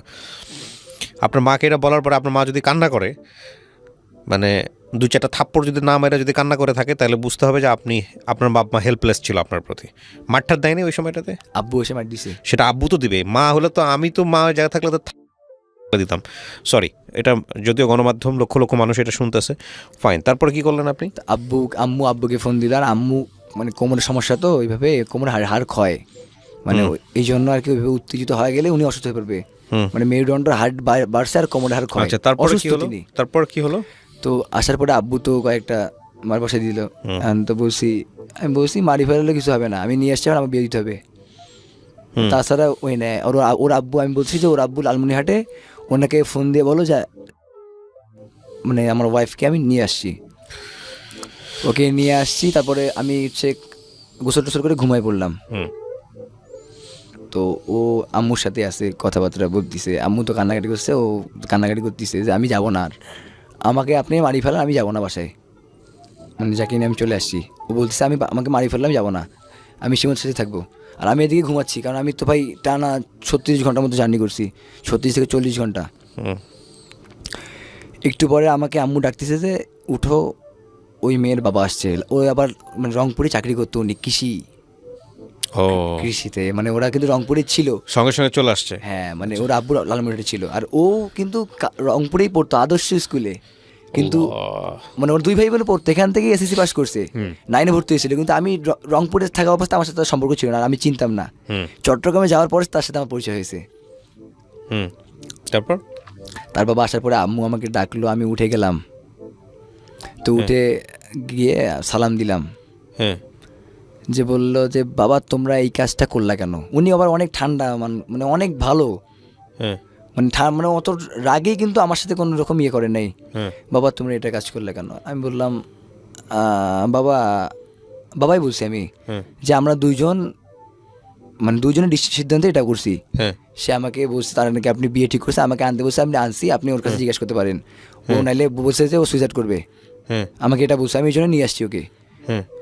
তখন ও বলতেছে এখন তো বাবা আমার, আচ্ছা তুমি যেহেতু দুজন, মানে অনেক আব্বু মানে যেহেতু বলতেছে যে ওরা দুইজনকে পছন্দ করতেছে, মানে জানে আমার আব্বু যে আমি এদিকে আবার জেএসসি ফেল করার পরে একটা কথা বলি নাই যে আমি কিন্তু আবার ঘুমের ওষুধ খেয়ে ফেলছিলাম বেশ কিছু, 2-3 দিন আমার সেন্সও ছিল না। তো ওটা মনে আসছে, আবার আমি এরকম মানে আর কি একটু রাগ হইলে অনেক কিছু করে ফেলি। তো বাবা তখন ওনার আব্বুকে বলতেছে যে দেখুন ওরা যেহেতু দুইজন ছেলে পাগলামি করতেছে, মানে আপনি যদি নিয়ে যান, আমার ছেলে একটা আপনার মেয়েও একটা, যদি ওরা কিছু করে ফেলে, আমার আব্বু এটা ভয় পাচ্ছে, তখন তার সারা জীবন হারাইতে হবে তাদেরকে। তখন আপনি একটু দেখেন কি করা যায়, আমার তরফ থেকে না নাই, আমার আব্বু বলে দিছে যে আমার তরফ থেকে না নাই, কিন্তু আমি চাই একটু আপনার মেয়ে আপনার বাসায় থাক, আমার ছেলে আমার বাসায় থাক, কিন্তু আমরা এটা মানতেছি না। ও বলছে যে না এটা হবে না, আমি বলছি এটা হবে না, একসাথে যা হবার এখানেই হবে। হ্যাঁ, এখন তো আমাকে ওর বাবা বুঝাচ্ছে, আচ্ছা বাবা আমার তো এলাকায়, ওর আবার এলাকার মানে ওর আব্বু আবার এলাকার সর্দার বলে, মানে কাউন্সিলের মতো আর কি, সর্দার। তো বাবা আমার তো এলাকায় অনেক সম্মান আছে, মানে মান ইজ্জত আছে, যদি শুনে আমার মেয়ে পালায় চলে আসছে। আর চট্টগ্রামে কিন্তু ভাই এইসব নাই, চট্টগ্রামে এইসব কিন্তু এলাও না। আচ্ছা, তো আমাকে বুঝার পরে বলে যে আমি নিয়ে যাই, আমি তোমাকে কথা দিলাম আমার মেয়েকে তোমার সাথেই বিয়ে দিব। আমাকে মানে সে কথা দিচ্ছে, কিন্তু আমি রাজি হইলেও সে যাবে না, মেয়ে যাবে না। পরে আমি পাশে নিয়ে গেলাম, যে বলছে আরে তোমাকে আমি একবার উঠাই নিয়ে আসছি, যদি তোমাকে আমার সাথে না দেয় আমি আবার উঠাই নিবো, এটা এই বিশ্বাস আছে, তোমার বিয়ে অন্য কেউ দিলে আমি তোমাকে ওখান থেকে উঠে নিয়ে আসবো, একবার জানছি না, বলে হ্যাঁ নিয়ে আসছো। এবার বুঝে ওকে পাঠিয়ে দিলাম। ও কিন্তু আবার টানা জার্নি, বাসায় আমার 4-5-6 ঘন্টার মতো ছিল অনলি, ও থেকে আবার বাবার সাথে আমি পাঠিয়ে দিলাম। তারপর প্রথম 2 দিন আমি ফোন দিচ্ছি, ফোন অফ, আমার মাথা খারাপ হয়ে যাচ্ছে, কি হচ্ছে ফোন অফ কেন? হৃদয়কে ফোন দিচ্ছি, যে বলছে আমার বোন ঘুমাচ্ছে। আপনার জুনিয়র ছিল না আমার ফ্রেন্ড? আচ্ছা, ক্লোজ ফ্রেন্ড ছিল, ক্লোজ ফ্রেন্ড মানে বেস্ট ফ্রেন্ড বললেই চলে। ওর ভাই? হ্যাঁ, ওর ভাই, বড় ভাই। ও জানতো সমস্ত কিছু, এগুলো সব জানে, ও জানে, ওর এক মতামত ছিল, ওর সাপোর্ট ছিল, ফুল সাপোর্ট ছিল, কিন্তু পালার বিষয়ে ওকে আমরা কিছু বলি নাই, ওটা কিছু বলি নাই, একদম গোপন। তো দিয়ে যাওয়ার পরে প্রথম 2 দিন কথা হয়নি কারোর সাথে, তো আমার মাথা খারাপ হচ্ছে, আবার হিতে বিপরীত হয়ে গেল নাকি। 2 দিন পরে আমাকে ফোন দিল, মানে এই 2 দিন আবার আমি খাওয়া দাওয়া করিনি একদম, মানে কি হচ্ছে গভীর একদম অনেক টেনশনে পড়ে গেলাম। পরে ফোন দিল যে সব ঠিকঠাক আছে, তোমার সাথে হচ্ছে আব্বু, মানে ওর আবার আম্মু কিন্তু রাজি ছিল না আগে থেকে, ওর সবাই রাজি, ওর আম্মু রাজি না, কিন্তু ওর আব্বু রাজি। তারপর কুরবানি ঈদের মানে আগস্ট মাসের 7 তারিখে বিয়ের তারিখ ঠিক হয় পারিবারিকভাবে? পারিবারিকভাবে ওকে। কথা বলে। মানে ওদের একটা যে, সাংবাদিক ভাইয়া আছে মানে আমার ওয়াইফের, সে সব কিছু দায়িত্ব নেয় আর কি। মানে উনি হচ্ছে সাংবাদিক টিভির, আপনাদের লোকাল সাংবাদিক? জি ওখানকার। তো উনি সব কিছু দায়িত্ব ওনার, মানে আমার শ্বশুর ওনাকে দেয় যে এটা সব কিছু কথাবার্তা বলে। আর বিয়েটা ওনার বাসায় হয়েছিল, আমি সেদিকে যাচ্ছি। মানে আমরা হচ্ছে বিয়ের তারিখ ঠিক হয় 7ই আগস্ট 2020। আচ্ছা। আমরা যাই হচ্ছে 6 তারিখে আমরা রওনা হই, 6 আগস্ট। চাচার বাসে যাচ্ছিলাম, কারণ আমরা ঈদের সময় তো, ঈদের 4-5 দিন পরেই। তো আমাদের বর যাত্রী যাই শুধু 4 জন আমরা গেছিলাম, কারণ আমি তো ওকে পালিয়ে নিয়ে আসছি। ওখানে আবার যদি অন্য কিছু হয়, আমাদের এরকম একটা ভয় ছিল, যেহেতু পালিয়ে নিয়ে আসছিলাম সেক্ষেত্রে মেহমান নিয়ে গেলে আবার যদি অপমান হতে হয়, এইরকম একটা ছিল আর কি আমার বাবার মনে বা আমাদের ইয়াতে। কিন্তু আমরা বাসে উঠার পরে উঠে প্রায় 19 ঘন্টা জার্নি করে তার বাসায় পৌঁছাই। আমিরাবাদে তারা আমাদের জন্য মাইক্রো পাঠিয়ে দিছে। আচ্ছা। তারপরে হচ্ছে ওই দুলা ভাইয়ের বাসায় বিয়েটা হয়। মানে ওই দুলা ভাইয়ের বাসায় আমরা যাই, মানে আমাকে হচ্ছে মানে যেভাবে আর কি বিয়ে হয়, মানে যে একদম মনটা আমার খুশি হয়ে গেল। মানে বিয়ের অ্যারেঞ্জমেন্ট সব রেডি? অ্যারেঞ্জমেন্ট থেকে আমার মাথা একদম নষ্ট, মানে আমি যেটা কল্পনা করতে পারিনি এর আগে। মানে আর আমি কিন্তু আগে তো এই জন্য আর কি ওইভাবে ওদের বাসায় করিনি তো। আর হচ্ছে হলুদের সময় ওরা অনুষ্ঠান করে ফেলছে, কারণ জানে আমি হচ্ছে বোরখা পরে বিয়ে করতে। বাবা গেছিল আপনার সঙ্গে? যে আমার বাবা, আমার দুলা ভাই, আমি আর আমার বড় বোন গেছিলাম, এই 4 জন। তো মানে হচ্ছে ওদের অনুষ্ঠান, বিয়ের অনুষ্ঠান হলুদের দিন ওরা করে ফেলছে। আর শুধু মানে যারা সিনিয়র পার্সন তাদেরকে ওরা দাওয়াত দিছে আর কি বিয়েতে, 30-40 জনের মধ্যে। আর আমরা 4 জন, ওদেরকে বলা হয়েছিল আমরা 15-20 জন যাবো। তো ওরা তো সেই হিসাবে 50 থেকে 60 জনের আয়োজন করছে ওই যে ওই ফ্ল্যাটের মধ্যেই। তো আমাকে মানে অনুষ্ঠানটা দেখে আমার মানে অনেক ভালো লাগছে, যে মানে অনেক ভালোভাবে করছে। তো যাওয়ার পরে ওরা বরণ করে নিল ওদের ইয়াতে, চট্টগ্রামের নেয়। তারপরে হচ্ছে বিয়ের গিয়ে আমি গোসল টোসল সারলাম, রেডি হইলাম। আর হচ্ছে আর সবাই আর কি সিনিয়ররা, মানে যারা আছে চাচি খালা মামি আছে, তো হচ্ছে গুড়াফোয়া, ও ভাজি গুড়াফোয়া, মানে কি ওরে আল্লাহ, এটা তো ছোট ছেলে। তো ওইভাবে হাসাহাসি করতেছিল যে, তো আমি তো মাথা নিচ করে রুমে চলে গেলাম। তারপর রুমে যাওয়ার পরে ফ্রেশ হয়ে 1.5 ঘন্টা পরে ওই রুম থেকে একদম বাগড়ি শেরওয়ানি সব পরে বের হলাম। বের হওয়ার পরে যে আমার কিন্তু আমার জন্ম সনদে তখন 1998 করলাম, মানে তো বিয়ে হবে না, 1998 করে নিছি জন্ম সনদে। তখন জন্ম সাথে আবার ছেড়ে গেছি বাসায়, এটা আবার অনলাইনের মাধ্যমে মেসেঞ্জারে নিলাম। নেওয়ার পরে রাত্রি 12টার পরেই বিয়ে হলো আমাদের। আচ্ছা। আর এর মাঝখানে আবার দিনমোহর নিয়ে একটু ঘন্টা করে আলোচনা হয়, যেহেতু আমি বেকার, সেক্ষেত্রে বাবা আম্মু বলে দিয়েছে 1 লাখ, আবার আমি কথা দিয়েছি 5 লাখ টাকা করবো। পরে অনেক কথা পরে তো এখানে আমি মাস্টারি করলাম, করে 3.5 লাখ করলাম। বাবা বলছে তুমি বেকার ছেলে। আমার বড় বোনে কিন্তু 2 লাখ টাকা দিনমোহর হয়েছিল। তো এখানে আমি মাতব্বরি করে 3,50,000 টাকা করলাম, মনে হয় 50,000 থেকে 70,000 করছি দিনমোহর। আচ্ছা। তারপরে এটা মিটমাট করার পরে বিয়ে হলো রাত 12টার পরে। বিয়ে হওয়ার পরে মানে যা অ্যারেঞ্জ করছে অসাধারণ, অতুলনীয়। মানে মানে যেটা ভাবছিলাম তার চাইতে 1000 গুণ বেশি ভালো সম্মান করছে। মানে যেটা মনে ভিতরে একটু ছিল ওটা না, মানে আমাদেরকে তারা এত সম্মান করছে যে তাদের প্রতি আমরা কৃতজ্ঞ অনেক বেশি, অনেক। আমার দুলাভাইকে আংটি দিয়েছে তারা, মানে দিনে সম্মান করেছে দুলাভাই, অনেক ভালো আয়োজন করছে। তো তারপরে বিয়ের পরের দিন আমার বাবারা চলে আসে। আর 3 দিনে তো একটা নাকি যেতে হয়, আবার এসে আবার যেতে হয়। তো আমার মা বলছে তোমাকে এসে তো এত দূর যাওয়া সম্ভব না, তো তুমি তোমার ওখান থেকে তোমার শ্বশুর বাসা চলে যাও। আচ্ছা। এদিকে আবার আমার আপু আর দুলাভাই শ্বশুর বাসা যাওয়ার খুব ইচ্ছা ছিল, যাই হোক ওখানে নিয়ে যায়নি। আর ওদের বাস কেন নিয়ে যায়নি সেটা জানি না আমি। আর ওনাদের বাসের সময় হয়ে গেছিলো, যে যেতে পারেনি। এদিক দিয়ে আমার আব্বুর আবার মন খারাপ যে তাদের বাসায় আমার আব্বুকে কেন নিয়ে যাওয়া হলো না। তারপর আমি এই দুলাভাইয়ের বাসায় 3 দিন 2 রাত 3 দিন থাকি, থেকে আমাকে আমার শ্বশুর বাসায় নিয়ে যাওয়া হয়। ওখানে যাওয়ার পরে ওখানের মানুষজন দেখে আমার আরো অনেক বেশি ভালো লাগে। সবাই দেখতে আসতেছে, জিজ্ঞাসা করতিস, সবাই দেখতে আসতেছে, মিষ্টি খাওয়াচ্ছে, কেউ চিনি খাওয়াচ্ছে, আবার কেউ পান খাওয়াচ্ছে, লাল হইলে বলে বউ অনেক ভালোবাসবে, এরকম কিছু রীতিনীতি ওইদিকে আর কি। তো এইটা হওয়ার পরে আমি ওখানে প্রায় 5-6 দিন থাকলাম চট্টগ্রামে। আচ্ছা, থেকে আমাকে হচ্ছে ওয়াইফ সহ আমাকে আমার শ্বশুর বাসে তুলে দিল। ওকে। উঠাই দিয়ে আমি ওকে নিয়ে আসতেছি, রংপুরে আসলাম। হুম রংপুরে আসার পর তো আমি প্রথম 10-12 দিন দোকানে বসিনি, বাবার দোকানে বসিনি।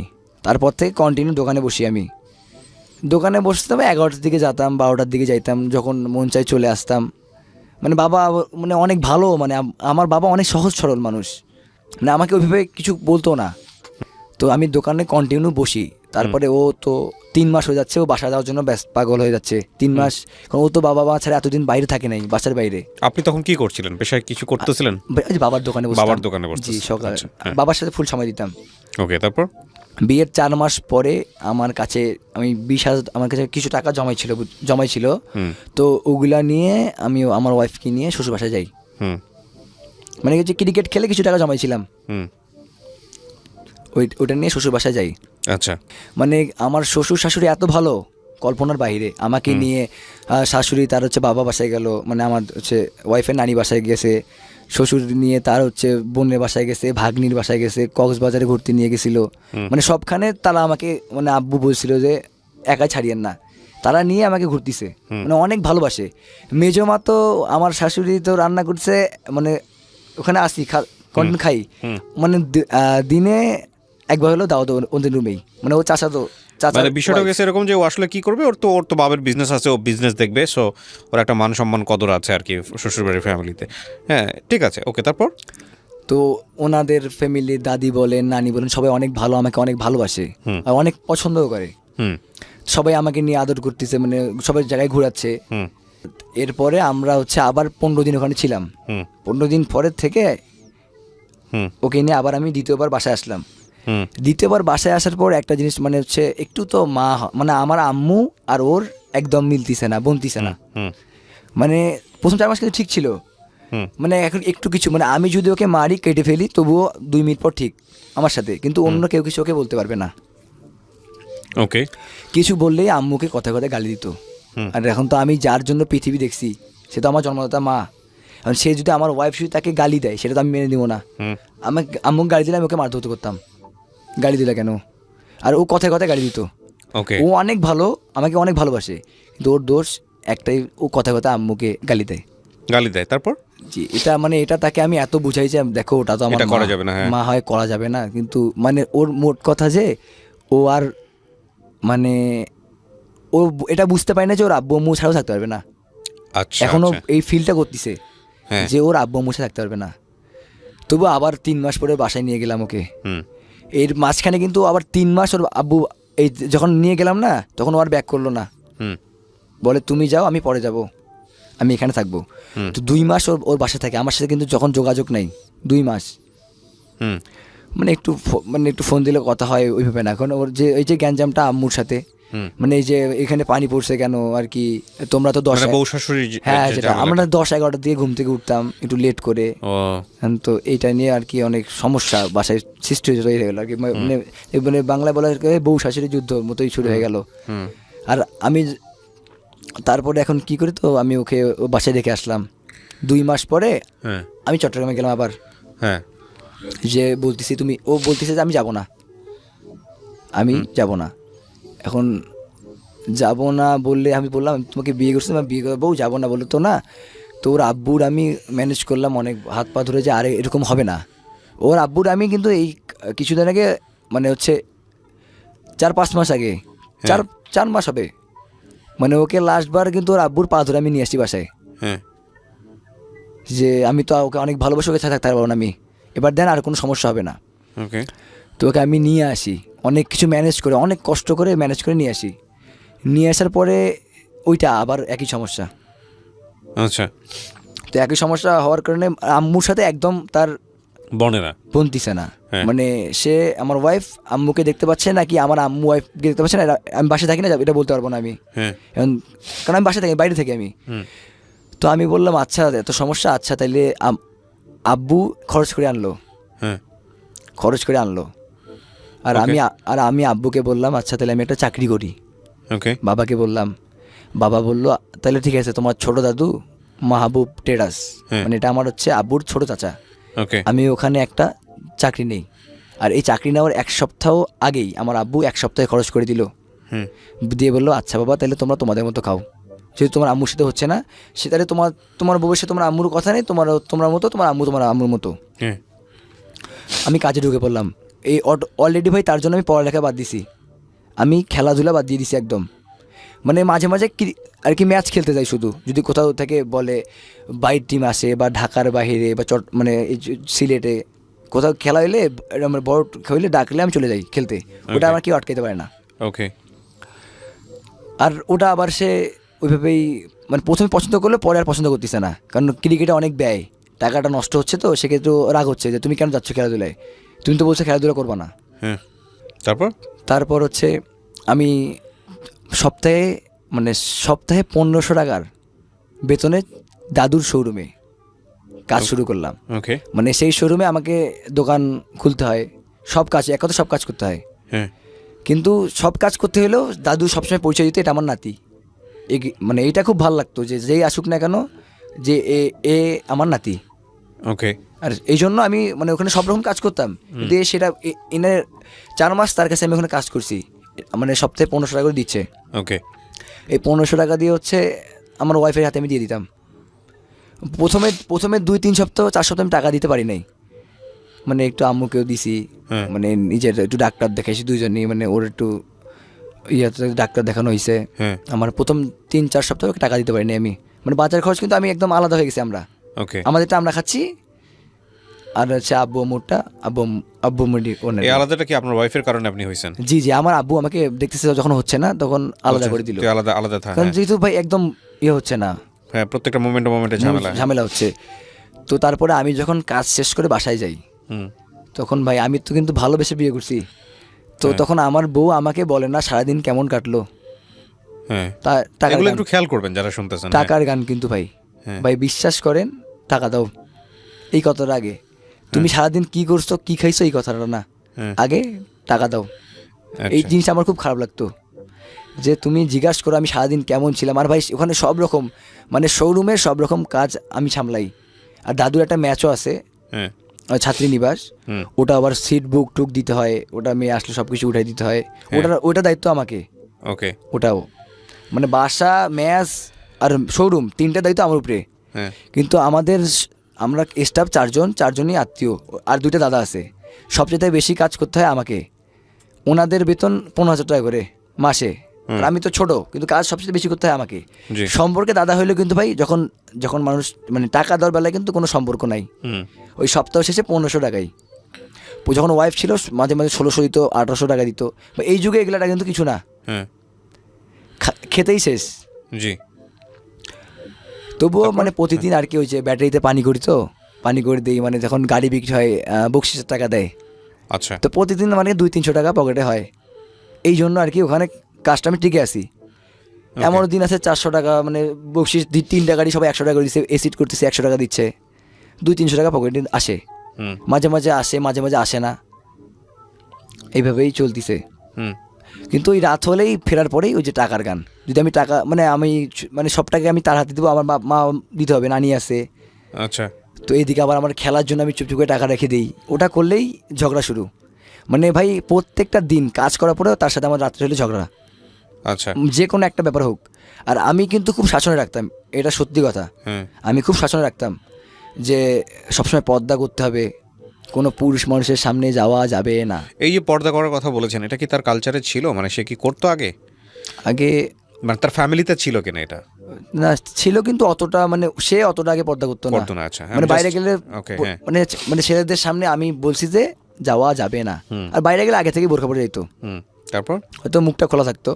তো আমি একদম তো এদিক দিয়ে খুব হার্ড, মানে কোনো মানে পর্দা করতে হবে দিতাম না। আর বাসায় সারাদিন সপ্তাহে 1 দিন নিয়ে ঘুরতাম, শুক্রবার। ওকে।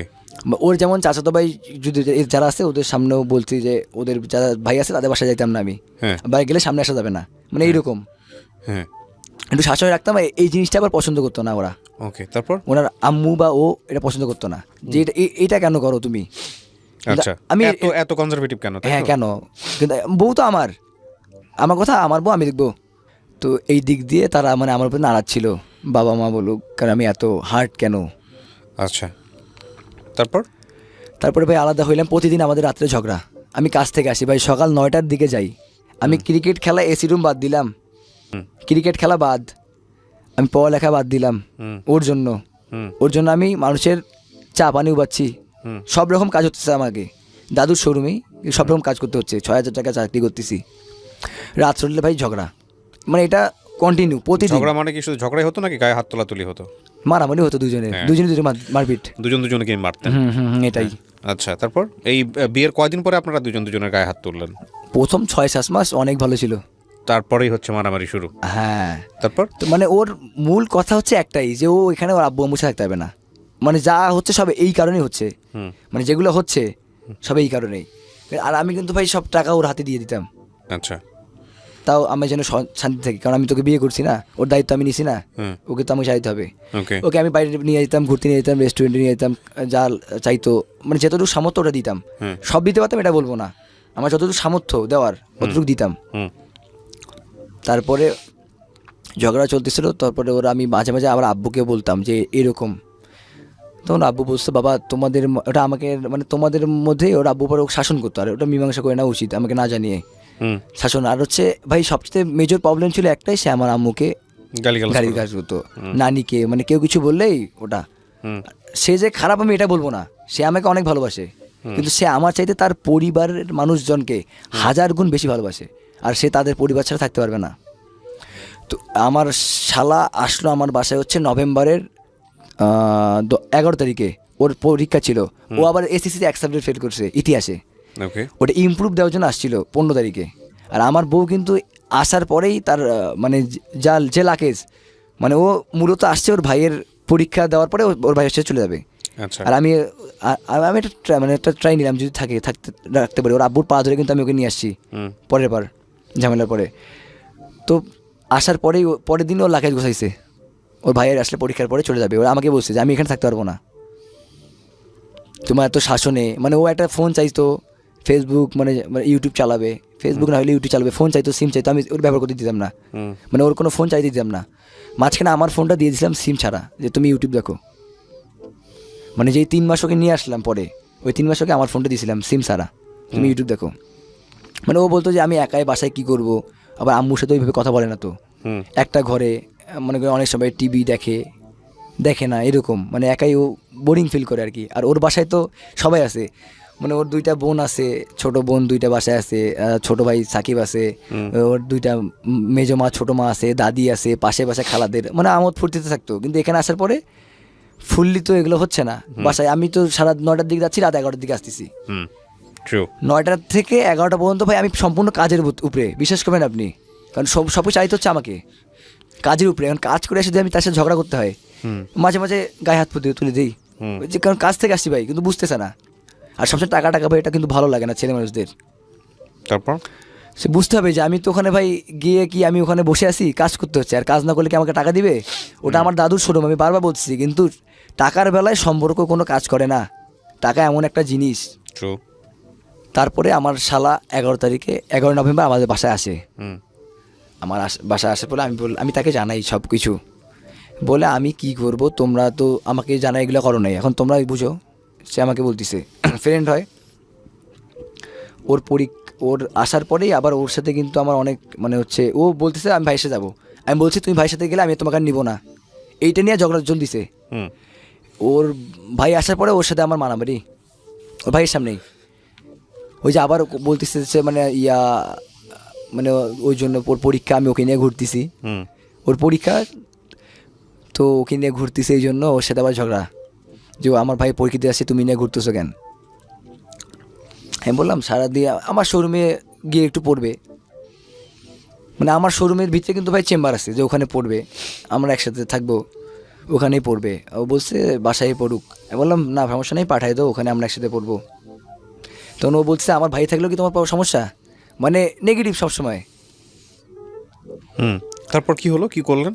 তারপরে ও 15 তারিখে ওর পরীক্ষা হলো, তখন আমার শ্বশুর ফোন দিয়ে বললো যে আচ্ছা বাবা, যেহেতু আমার মেয়ে থাকতে যাচ্ছে না, ওকে পাঠিয়ে দাও, পরে দেখা যাবে। তারপর তো আমি তো এটা শুনে কান্নাকাটি শুরু করলাম, মানে আমি বুঝাচ্ছি না আর কি, কান্নাকাটি করতেছি। অলরেডি অনেক মন খারাপ, যে চলে যাবে, অটোমেটিক চোখ দিয়ে পানি পড়তেছে, যার জন্য আমি ক্রিকেট খেলা ছাড়লাম। মানে এগুলো আবার সব কিছু আমার মাথায় আসতেছে, যার জন্য আমি পড়াশোনা ছাড়লাম, যার জন্য আমি ক্রিকেট খেলা ছাড়লাম, যার জন্য আমি মানে হচ্ছে মানুষের কাজ করতেছি, সে আমাকে ছেড়ে চলে যাবে। আর এইদিকে ভাই কিন্তু আমি ক্রিকেটে কিন্তু ভাই আমার কেরিয়ার ছিল, ক্রিকেট নিয়ে এখন একটু কিছু ভাই বলি। ক্রিকেটের কেরিয়ার ছিল ভাই 2017 সালে আমি বিকেএসপিতে সালাউদ্দিন, কোচ সালাউদ্দিন আমাকে নেয়। আমি কিন্তু ভাই না দেখে বল করি, লেগ স্পিন বল করি না দেখে। সে সময় ভাই আমি দেখে বল করতে পারতাম না, তো আমাকে সালাউদ্দিন স্যার নেয়। কিন্তু ভাই কপাল এতই খারাপ যে সব ঠিকঠাক করার পর ভাই আমার দাঁত 32টা, আমাকে ওভারেজ দিয়ে দেওয়া হয়। আচ্ছা 1 লাখ থেকে 120 জন নিয়েছিল আমাদেরকে বিকেএসপিতে 2017 সালে। বিকেএসপি 7 দিনের ক্যাম্পে, মেইন ক্যাম্পে আমরা চান্স পাই। আপনি খেলেন ভালো তার মানে, রাইট? আল্লাহর রহমতে ভাই ওই যে মানে বিকেএসপিতে গিয়ে অনেক ভালো ট্রায়ালটা দিয়েছিলাম, আচ্ছা। নিয়ে টিকে গেছি। ওকে, যাই হোক, কী হলো তারপরে আপনার এটার সংসার জীবনের গল্পে আসি, তারপর কি হলো? জি, সংসার জীবনে তারপরে আমার শ্বশুর যখন পাঠিয়ে দিতে চাইলো তখন আমি তো খুব ভেঙে পড়লাম যে আমি যার জন্য এত কিছু করলাম, ক্রিকেট খেলা পড়াশোনা সব ছিলাম, সে আমাকে সেখানে চলে যাবে। তো এখন কী করার, যার বাবা ও থাকতে পারছে না। আমি বললাম তুমি চলে গেলে কিন্তু আমি তোমাকে নিব না, তুমি ভাবো। আমি এইটা বলে ভয় দেখাচ্ছি, বলে আমি আমার আব্বু আম্মুর সাথে থাকতে পারবো না। আর তো মানে আর ও একটা কথা বারবার বলে, তুমি ঢাকায় বাড়ি না আমি থাকবো, তুমি অন্য জায়গায় ভাড়া না আমি থাকবো, তোমার মায়ের সাথে তোমার থাকবো বাবা না। মায়ের সাথে থাকবো না? আচ্ছা, ওকে। আর আমি বলি যে আমার মার জন্মদাতা মা, আমি ওনার কারণে পৃথিবী দেখছি, বাপ মায়ের সাথে থাকতে পারবো না। তো মানে তারা অনেক আগে থেকেই বলছে যে চট্টগ্রামে যাইতে, মানে চট্টগ্রামে চাকরি নিয়ে দিবে। ওয়াইফ বলে সবসময় যে ফ্ল্যাট একটা ভাড়া নিবো, ওখানেই থাকবো একসাথে। মানে আমাকে চট্টগ্রামে যাইতে বলে, চট্টগ্রামেই থাকতে বলে। ওয়াইফ সবসময় এই অফারটা দেয় আর কি, যে চট্টগ্রামে একটা বাড়ি ভাড়া নিয়ে ওখানে তোমার একটা চাকরি নিয়ে দিচ্ছে, ওখানে তুমি থাকো, ওখানে আমরা থাকি, তো আসবো তোমার আব্বু এখানে আমরা বছরে 1-2 মাসে থাকবো, তুমি টাকা পাঠাবো তোমার আব্বু আম্মুকে। আমি বলি, কিন্তু আমি বলি আমি আমার আব্বু আম্মুর সাথে থাকতে পারবো, যাইতে পারবো না। তখন বলে আমিও আমার আব্বু আম্মুর সাথে থাকতে পারবো না, তখন আমাকে সে বলে। তারপরে পরীক্ষা শেষ হওয়ার পরেই আমি রাগারাগি করে, তুমি তোমার ভাইয়ের সাথে যাবো, এটা শিওর? আমি বলতেছি ওকে, বলে হ্যাঁ আমি যাব। বলি আচ্ছা ঠিক আছে, তাইলে তুমি তোমাকে আর থাকতে হবে না একদিনও, তুমি এখনই চলে যাও। এদিকে ভাই বলতেছি, আর এদিকে কিন্তু শুয়ে কান্না করতেছি, মানে আমি নিতে পারছি না, মানে এই যখন চলে যাবে। তো যখন বাসে আমি ওকে দুজনকে নিয়ে শ্যামলী বাসে টিকিট কেটে দিলাম। জি, তারপর কেটে দেওয়ার পরে ওদের বাস 5টা 30 ছাড়লো ঢাকা বাস স্ট্যান্ড রংপুর থেকে, মানে coach stand Dhaka bus stand Rangpur. Okay, ওখান থেকে উঠাই, তারপর আমি ওদের সাথে যাচ্ছি মডার্ন পর্যন্ত। আমার চোখ আমি পানি আটকে রাখতে পারছি না, মানে আমি অনেক শেষ টাইমে আর তার সাথে আমি কোনো কথা বলার সুযোগ পাইনি, মানে আমার বোবা হয়ে গেছে, আমি ভিতর থেকে কোনো কথা আসতেছে না। ও যে চলে যাচ্ছে একবার, এটা কি আপনি জানতেন? হ্যাঁ, সব তো বলতেছেই, ও আর ফিরবে না, থাকবে না, এরকম একটা ওরা অবস্থা। ও আমাকে আগেই বলে দিচ্ছে সব। আচ্ছা, তারপর? সে যাচ্ছে, মানে আমি ওর সাথে বাসে লাস্ট টাইমে কোনো কথা বলতে পারিনি, মানে অলরেডি বোবার মতো হয়ে গেছি, কোনো কথা আসতেছে না, মানে শুধু চোখ দিয়ে পানি পড়তেছে। তো আমি যখন মডার্নে যখন ভাই আমি নামলাম, ওকে সে যখন চলে যায়, আমার বিশ্বাস করবেন না আপনি, মানে আমার কলিজাটা ফাটে যাচ্ছে, মানে সে চলে যাচ্ছে। এখন যে চলে যেতে চায় তাকে তো জোর করে রাখা সম্ভব না, তাকে আমি ভাই ভালোবাসি বিথাই কিন্তু এই সব করছি। আমি তার কথা মতো চলে যাওয়ার, সে 15 নভেম্বর চলে গেছে। যাওয়ার পরে আমি ফোন একবার কি 2বার শুধু কথা হয়েছে, মানে ওই যে টাকা চাইছে, যে তুমি আমাকে টাকা দিতে চাইছিলা, যাওয়ার আগে কিছু টাকা দিতে চাইছিলাম, তো ওই টাকা দিয়ে নাকি ফোন কিনছে। ও ফোন কিনছে, আগের সিমটা চালু করছে, এই জন্য আমি ওকে আন্টিকে ফোন দিলাম, ওর আন্টিকে, যে আন্টি দেখেন ও তো আমার ওয়াইফ, এখনও কিন্তু আমাদের মধ্যে কিছু হয়নি, ও ফোন কিনলো, সিম ব্যবহার করছে আগেরটা, আসলে কি আমি কিছু বুঝতেছি না, ও কি সংসার করার ইচ্ছা নাই? মানে ওর আম্মুকে ফোন দিচ্ছি, ওর আব্বুকে ফোন দিলে বলতেছে যে আমি ব্যস্ত, পরে ফোন দিব, পরে ওর আব্বু কোনো ফোন দেয়নি আমাকে। ওর আম্মুকে ফোন দিলেও মানে উল্টাপাল্টা কথা। জি, মানে এমনিতে অনেক ভালো বসছে, কারণ মেয়ে যখন বসছি যে ওনারা ছেলের সামনে মারধর করছি, তো এখন মেয়েকে যেহেতু করছি, তো সেক্ষেত্রে একটু রাগ হওয়ার কথাই। তো যাওয়ার পরে আমি আন্টিকে এগুলো বলি, বিচার দিই যে ও নতুন ফোন কিনলো, সিম ব্যবহার করতেছে, ও তো আমার ওয়াইফ, তো আমাকে সাথে তো এখন কিছু হয়নি, তো এগুলো করা তো ঠিক হচ্ছে না, তার উচিত হচ্ছে না। তারপর আমি চট্টগ্রামে এই যে ডিসেম্বরের 22 তারিখে আমি চট্টগ্রামে যাই খেলতে, quality school of T20 tournament. আমি ঢাকার আইডিয়াল ক্রিকেট একাডেমি হয়ে খেললাম। তো আমি চট্টগ্রামে গেছি, ওদের বাসা থেকে কোনো রেসপন্স নেই, আমাকে কেউ একটাবার ডাকিনি। আমি আচ্ছা। চট্টগ্রামে গেছি, ওর ভাই বলেন ও বা ওর আম্মু ওর আব্বু, কিন্তু ওর হচ্ছে আব্বুর বোন আমাকে ফোন দেয়, ওর পাশে বাসা, যে বাবা তুমি চট্টগ্রামে আসো বাসায়, এখানে আসবা না? যে আন্টি আমাকে তো কেউ ডাকেনি, আমি কেন যাব? আর ওর একটা বোন আছে চট্টগ্রাম শহরে থাকে, ওটা ওটা আন্টির মেয়ে, ওর আব্বুর বোনের মেয়ে, ও অনেকবার ডাকছে।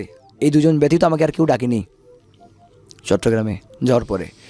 আমি হচ্ছে এই যে 1 তারিখে 12টার দিকে SMS দিই, হুম মানে নতুন বছরের অনেক অনেক শুভেচ্ছা রইলো, এইটাবে SMS দেই যে আমি যদি তোমাকে সাথে ভুল কিছু করে থাকি তাহলে আমাকে ক্ষমা করে দিও। এই যে কয়দিন আগে? মানে এই 1 তারিখের 12টার দিকে, হুম মানে 31st নাইটের রাত্রে 12টার দিকে, ক্ষমা করে দিও আমাকে যদি তোমাকে সাথে ভুল কিছু করে থাকি, আর আমি অর্থাৎ তুমি তোমার মতো ভালো থাকো সারা জীবন, এটা SMS দিছি। হুম।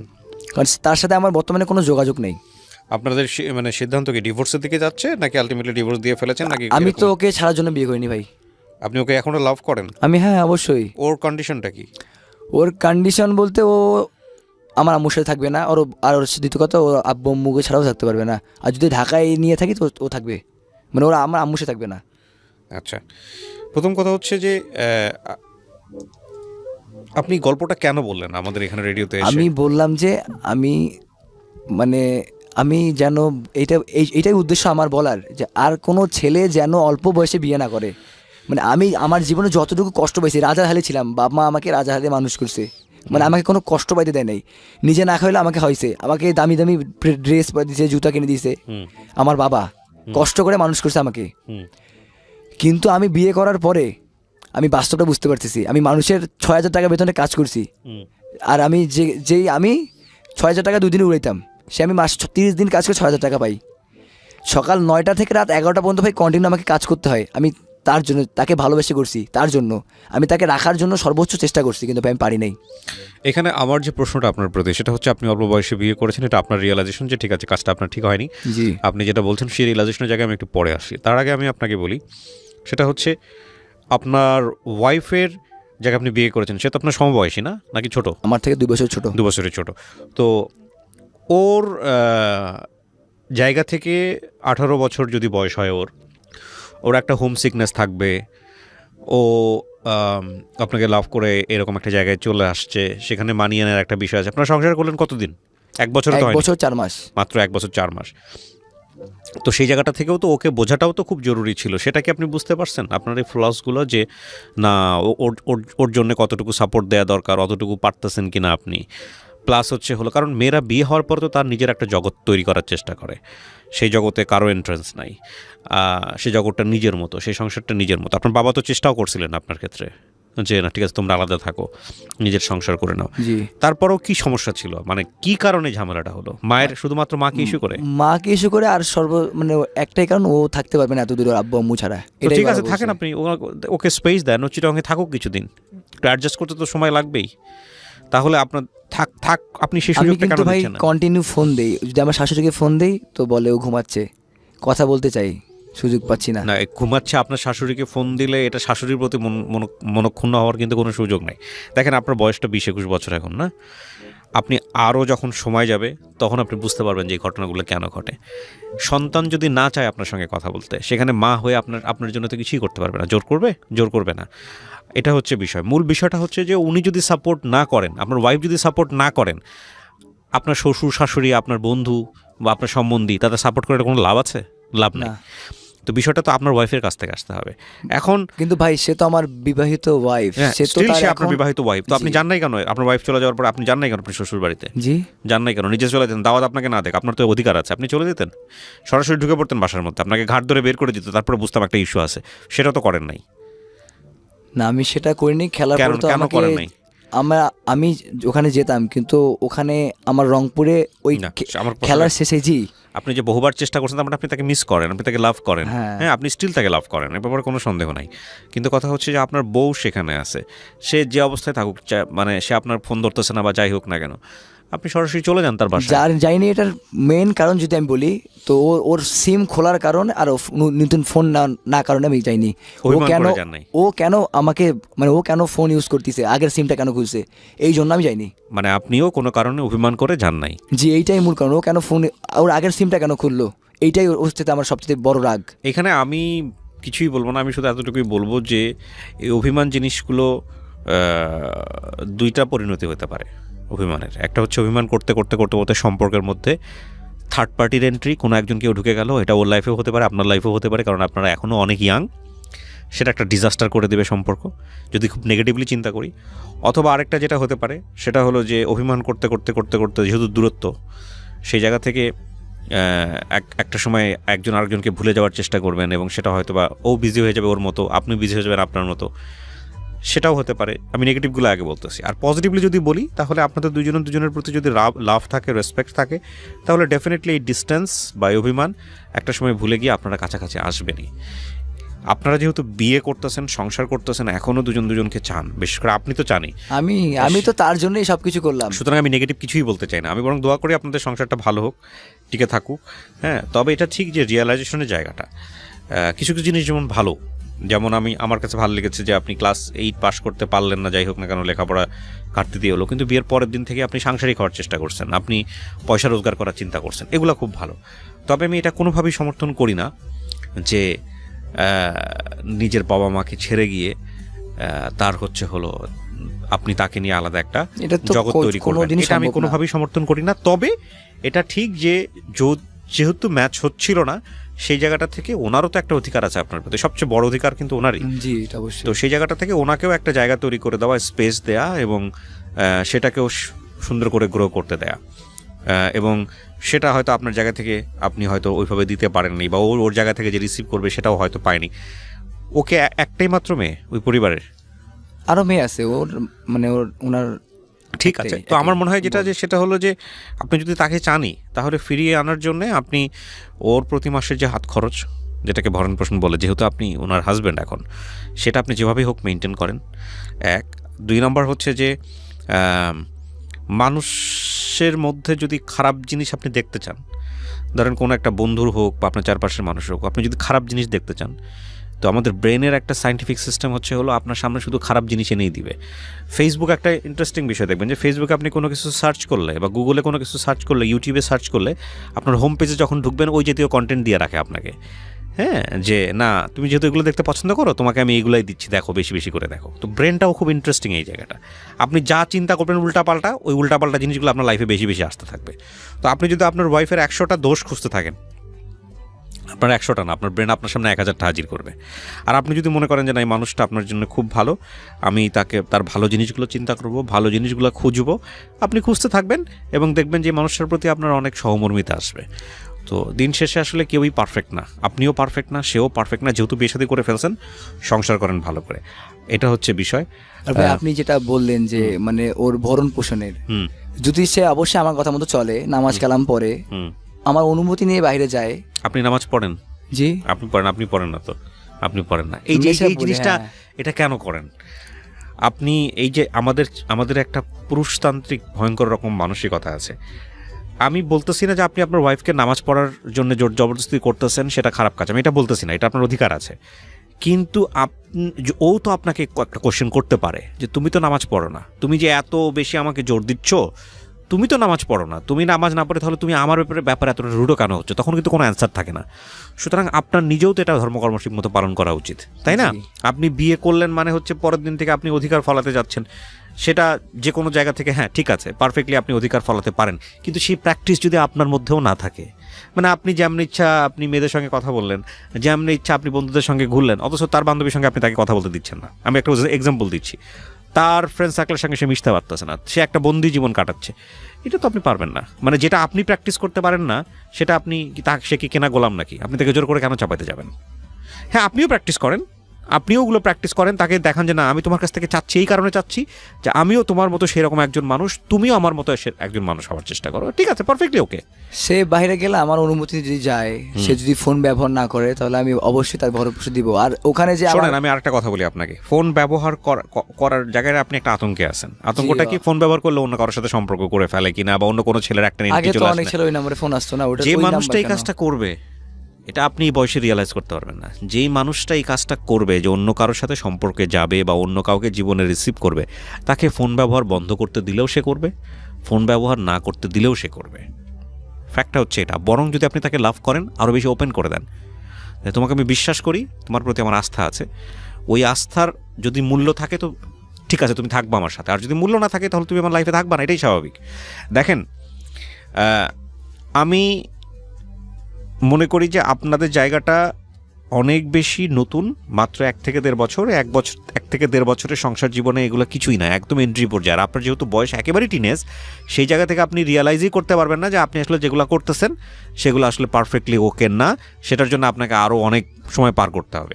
তবে হ্যাঁ, যেহেতু আপনারা দুজনকে লাভ করেন, আপনার বাপ মারা খুব ওয়াইজলি ডিসিশন নিছে, এ ব্যাপারে কোনো সন্দেহ নাই, এবং সেই জায়গাটা থেকে সংসারটাকে সামনের দিকে নিয়ে যাওয়াটাই উচিত।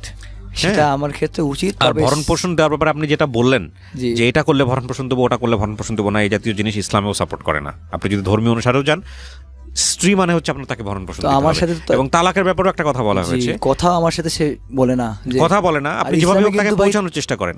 আপনি যেসব জিনিস চাচ্ছেন ইসলামিক কায়দায়, ফাইন, আপনি আলহামদুলিল্লাহ চাচ্ছেন, কিন্তু নিজের জন্য ওগুলো প্র্যাকটিস করেন। আপনি নিজে এক ওয়াক্ত নামাজ পড়বেন না, আপনি জোর করে আপনার ওয়াইফকে যখন বলতে যাবেন তখন তো সে গার্ডস পেয়ে যাবে, তুমি তো পড়ো না, তুমি আমাকে কেন বলতে আসতেছো, আমি কি বোঝাতে পারতেছি আপনাকে?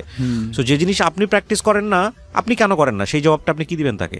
তখন আপনি বলতে পারবেন যে আমার না পড়লেও হবে, আল্লাহ মাফ করে দিচ্ছে, আমাকে বলতে পারবেন? সো সুতরাং সেও তো আপনাকে প্রশ্ন করতে পারে। তো এটাই বলতেছি, মানে আপনি বলবেন যে আমি তোমার হাজব্যান্ড, সুতরাং তোমার আমার সমস্ত কথা শুনতে হবে, শুনতে তুমি বাধ্য। একইভাবে স্ত্রীর অধিকার বলেও তো ইসলামে অনেক অধিকার দেওয়া আছে, সেগুলো আপনি কতটুকু পালন করছেন? জিনিসটা তো ভাইস ভার্সা, দ্বিপাক্ষিক। আর এই ভরণ পোষণের বিষয়ে আপনি যেটা কন্ডিশন দেখাচ্ছেন, এরকম কন্ডিশন না আছে ধর্মে, না আছে আইনে। হ্যাঁ, এটা দিতে পারবেন না আপনি। এবার যদি অন্তর থেকে যদি এভাবে বলেন, হ্যাঁ সে আপনার কথা শুনতেছে না, মানতেছে না, ঠিক আছে, যদি আপনি ধর্মীয়ভাবেও যদি তালাকের কথাও চিন্তা করেন, তাহলেও আমি তো ভাই সারা জন্য বিয়ে করিনি। রিলিজিয়ন বলতেছে, আমি যেটা বলতেছি এক্সট্রিম লেভেলে, রিলিজিয়ন বলতেছে তালাক হলো সবচাইতে নিম্ন পর্যায়ের হালাল জিনিস, সবচাইতে নিম্ন পর্যায়ের, মানে আল্লাহ খুব অপছন্দ করেন এই জিনিসটা, এবং শয়তানের সবচেয়ে প্রিয় কাজ। শয়তানের সবচাইতে প্রিয় কাজ হচ্ছে যে স্বামী স্ত্রীর মধ্যে সম্পর্কের অবনতি ঘটানো এবং তালাক পর্যায়ে নিয়ে যাওয়া, এবং আল্লাহ এটা খুব অপছন্দ করেন। আমাদের একটা কোরআন শরীফে একটা সূরা আছে, সূরা তালাক। যেহেতু আমি ধর্মীয় বেত্তা নই, আমি অত বিশাল জিনিস জানি না, বাট তারপরেও বলা হচ্ছে যদি তালাক দাও তাহলে প্রচুর পরিমাণে ধন সম্পত্তি দিয়ে দাও, প্রচুর পরিমাণে ধন সম্পত্তি দিয়ে তালাক করো, মানে এত বেশি দাও যাতে করে তার কোনো চিন্তা করতে না হয়। এবং আমাদের ধর্মটা এতটা এনরিচ, এতটা সমৃদ্ধ, এতটা সায়েন্টিফিক, সেখানে আপনি ভরণ পোষণের জায়গাটা আপনি কন্ডিশন দিতেছেন, সবটা একপাক্ষিক হয়ে যাচ্ছে বিষয়টা। হ্যাঁ, তো আমার মনে হয় যে ঠিক আছে, ডিস্টেন্সটা খুব ভালো হয়েছে। এখন আপনি একটু ঠান্ডা মাথায় আপনার জায়গা থেকে চিন্তা করেন যে আসলেই আপনি তাকে চান কিনা।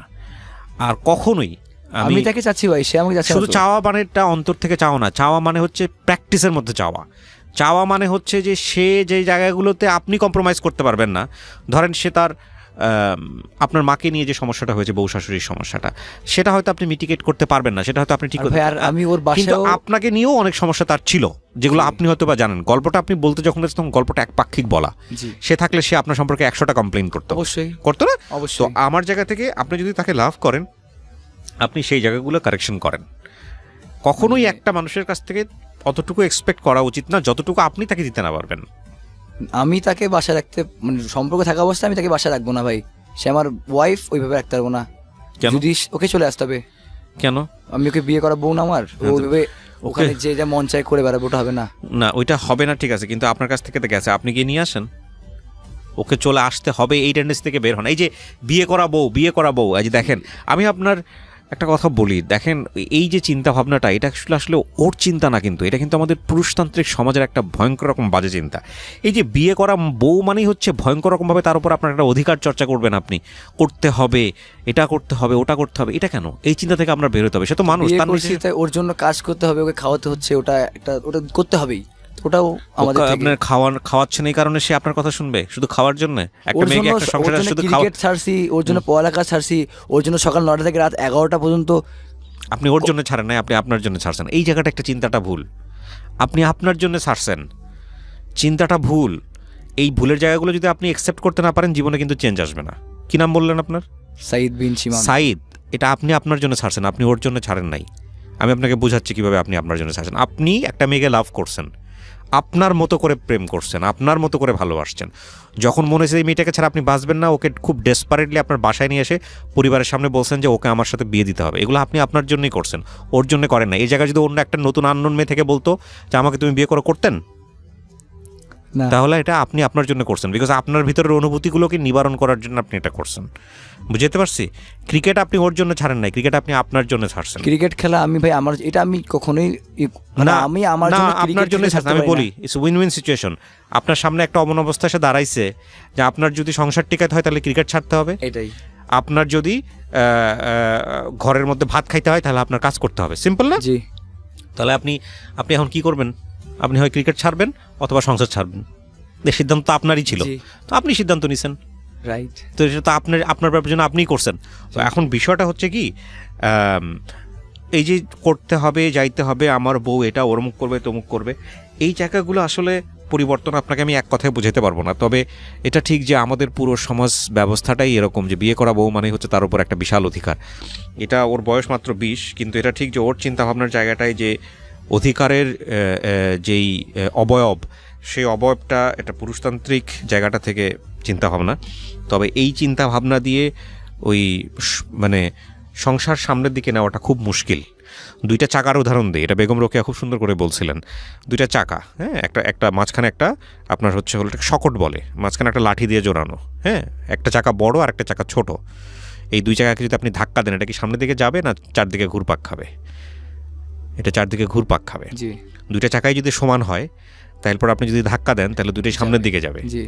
তো সংসারটা আসলে এরকমই, সংসারটাকে যদি সামনের দিকে নিতে হয় তাহলে আপনাকে ওই একজনকে ছোট করে রাখা যাবে না, আরেকটাকে বড় করা যাবে না, ঠিক আছে? রেসপেক্টের জায়গাটা দ্বিপাক্ষিকই হইতে হবে। আপনি যেমন তাকে সম্মান করবেন, সেও আপনাকে সম্মান করবে। শুধুমাত্র ভালোবাসা দিয়ে যেমন সংসার চলে না, শুধুমাত্র মান অভিমান আর এই মারামারি চিল্লাচিল্লি আর এই হাজব্যান্ড তো ফলানো যে আমি তোমার স্বামী সুতরাং এটা করতে হবে, এটা দিয়েও সংসার চলে না, ঠিক আছে? এখন যদি সে আমাকে ভালোবাসে, অবশ্যই সেটা শুনবে, সে যেন বাসায় চলে আসে। আর যদি সে না আসে তো আমি আবার ক্রিকেটে ব্যাক করেছি, তো আমি ক্রিকেট খেলায় একদম মন দিয়ে, ওটা আমার ক্লাব একটা চালু করেছি, তো ক্রিকেটে নিয়ে থাকবো। আপনার যেটা করতে ভালো হয় আপনি সেটাই করবেন।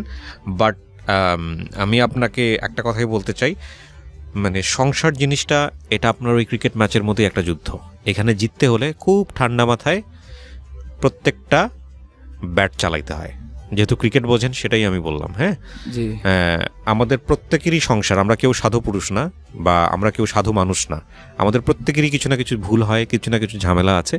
কিন্তু সংসার বা দুজন মানুষ একসঙ্গে থাকাটা এটা একটা অনেক বড় ব্যাটলফিল্ড। হ্যাঁ, মাত্র 1.5 বছর সংসার করেছেন, জি। এটা যখন আরও সামনের দিকে যাবে, আজকের এপিসোডটা প্রচার হবে, আপনার জীবনের কোনো না কোনো পর্যায়ে এটা কাজে লাগবে। আজ থেকে 5 বছর পরে, 10 বছর পরে আপনি আমার এই কথাগুলো শুনেন, দেখবেন যে আমি আপনাকে কি বলেছিলাম সেটা হয়তো আপনি আজকে বুঝবেন না, আরও 5 বছর পরে হোক, 7 বছর পরে হোক বুঝবেন। প্রিয় দর্শক এবং শ্রোতা, আমি শেষ করতে চাই, আমার মনে হয় বিয়ের ক্ষেত্রে আমি সবসময় যে কথাটা বলি, এটা নিজের অভিজ্ঞতা, বন্ধুদের কাছ থেকে শোনার অভিজ্ঞতা, সব কিছু মিলিয়ে যেটা বলতে চাই যে দুজন মানুষের সহ অবস্থান নিশ্চিত করার ক্ষেত্রে শুধুমাত্র ইমোশন, শুধুমাত্র লাভ, এইটা আমি মনে করি এনাফ না, এনাফ না, এনাফ না, এনাফ না। আমি সারা জীবন রেডিওতে এই লাভ কেন্দ্রিক যত অনুষ্ঠানে কথা বলেছি, সব জায়গায় আমি একটা কথাই বলেছি, বিয়েতে যে জিনিসটা সবচাইতে জরুরি হয় যে ওই মানুষটার যে পরিবারে বিলং করে সেই পারিবারিক অ্যাটিটিউড, ওই মানুষটার ফিলসফি, ওই মানুষটার রুলস, ওই মানুষটার আচার ব্যবহার, ওই মানুষটার জীবনধারা, চিন্তা, চেতনা, এবং একই সাথে তিনি যাকে বিয়ে করছেন তার এই দ্বিপাক্ষিক বিষয়টি যখন ম্যাচ করে, তখন আলটিমেটলি বিয়ের ব্যাপারে আমার মনে হয় যে রেজাল্ট ভালো পাওয়ার সম্ভাবনা আছে। নইলে শুধুমাত্র লাভ, শুধুমাত্র ইমোশন, শুধুমাত্র প্রেম, তোমাকে ছাড়া আমি বাঁচব না, তোমাকে ছাড়া আমি নাই হয়ে যাব, এই নাই হয়ে সংসার হয়, শুরু হয়, তারপরে আসলে সংসারটা